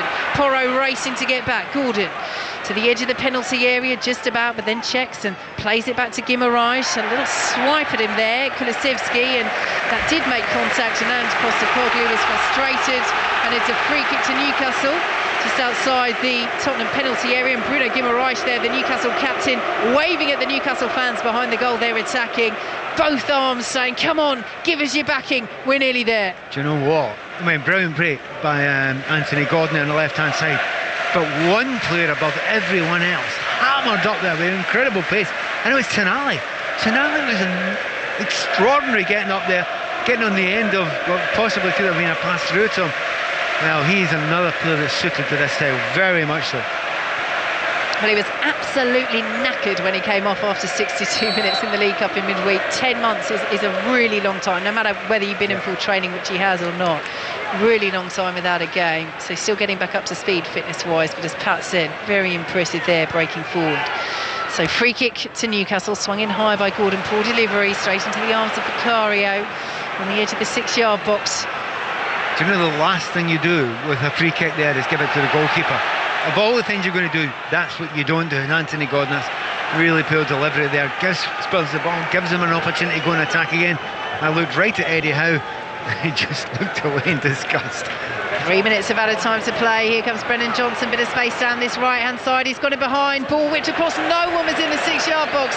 It's a brilliant delivery, but it's spun all the way out for a Newcastle throw. Back to Stamford Bridge, Sahel Sahi. Well, we're in the 95th minute, Vicky. Still Chelsea 1, Crystal Palace 1, but this is going from end to end, and Nicholas Jackson with the latest chance inside the penalty area is met by Dean Henderson. Real brave goalkeeping from the Crystal Palace stopper. On we go. Chelsea 1, Crystal Palace 1.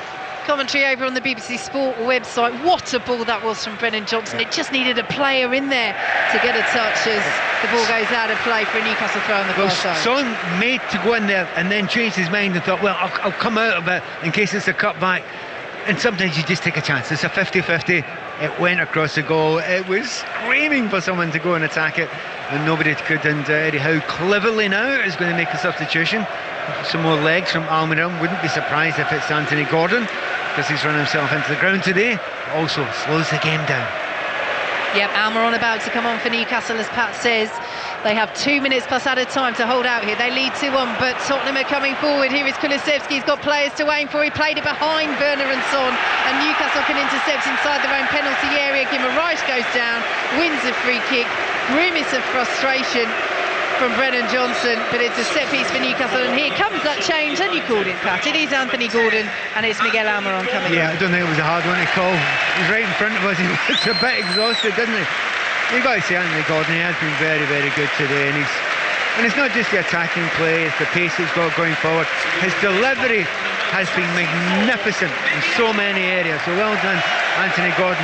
And added top of that, when they lost the balls, they went back into a 4-5-1, and Anthony Gordon was working as hard as anyone else.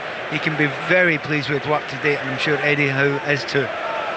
I'll still give it you, Pat. It's still a right call. It might have been a tap-in, but they all count the same, eh? Exactly. Nick Pope with the free kick for Newcastle, who are nearly there into the final 60 seconds of added time. They lead Tottenham by 2-1. Almiron getting involved straight away. Can't keep that ball in, though, and it goes out for a Tottenham throw. Midway inside their own half. Can they fashion a final attack? As Porro sends it over the halfway line. Dragishin's getting up forward now, the centre half, as they throw caution to the wind, Tottenham. Porro launches it long once again. Cleared away by Jacob Murphy, who's impressed since coming on. So key in setting up Alexander Isak for what looks as though it will be Newcastle's late winner in this second half, as Vicario clears away over the halfway line. Joe Linton wins the header. Isak clearly offside, will have to leave that ball. Tonali won't, though. He's over there putting on the pressure on Udogie. Goes out of play for a Tottenham throw, and Udogie's thinking about going back to Vicario. Isak closes that off, so it goes to Benton Kerr. Seconds left to play. Referee Rob Jones, all eyes on him in the centre circle as Tottenham have it. Dragishin over the halfway line it goes, as it has to go forward now for Tottenham. Pratt heads the ball away, could have let it run through to Pope, kept alive by Bergvall. Now Timo Werner, edge of the penalty area for Tottenham. Benton Kerr pulls it back. Udogie now sends it forward. Tottenham still coming forward. Oh, Werner's gone down. Is there going to be time? No, it's not even given as a free kick. It's given as a goal kick. I was going to say, is there going to be time to take the free kick? But Timo Werner is given short shrift by referee Rob Jones. It's a Newcastle goal kick, and surely they're there now. Yeah, I mean, they have fought well in the second half to get back when they looked as if they were on the ropes. Certainly when it went to 1-1, it looked like there was only going to be one winner, but they've brought themselves back. Eddie Howe's made some changes that have worked very, very well. And just teams have control of certain parts of the games, and you need to weather that storm. Newcastle, up here in the north east, seems to have weathered that storm. Well, for so many years, this has been a fortress for Newcastle United, and they're heading for another home victory. Nick Pope takes the goal kick, and there goes the final whistle. Big double-handed, clenched fist celebration from Bruno Guimaraes, the Newcastle captain. Their unbeaten start to this season continues. Tottenham's is over. Newcastle 2, Tottenham 1. It finishes. Pat Niven. Really enjoyable game of football. Could have actually gone either way. Newcastle fans will say they're the better team, but be fair, 33% of the possession the home team had, and also half the amount of shots on target. But that doesn't matter. It's the ones that go in the goals. So out on Newcastle, I think they'll improve from here. And maybe the most important player is the one we hardly mentioned. Sonali is back, and that's going to give them a huge lift going forward. So well done, Newcastle. Big one. The first big one of the day has been won by them.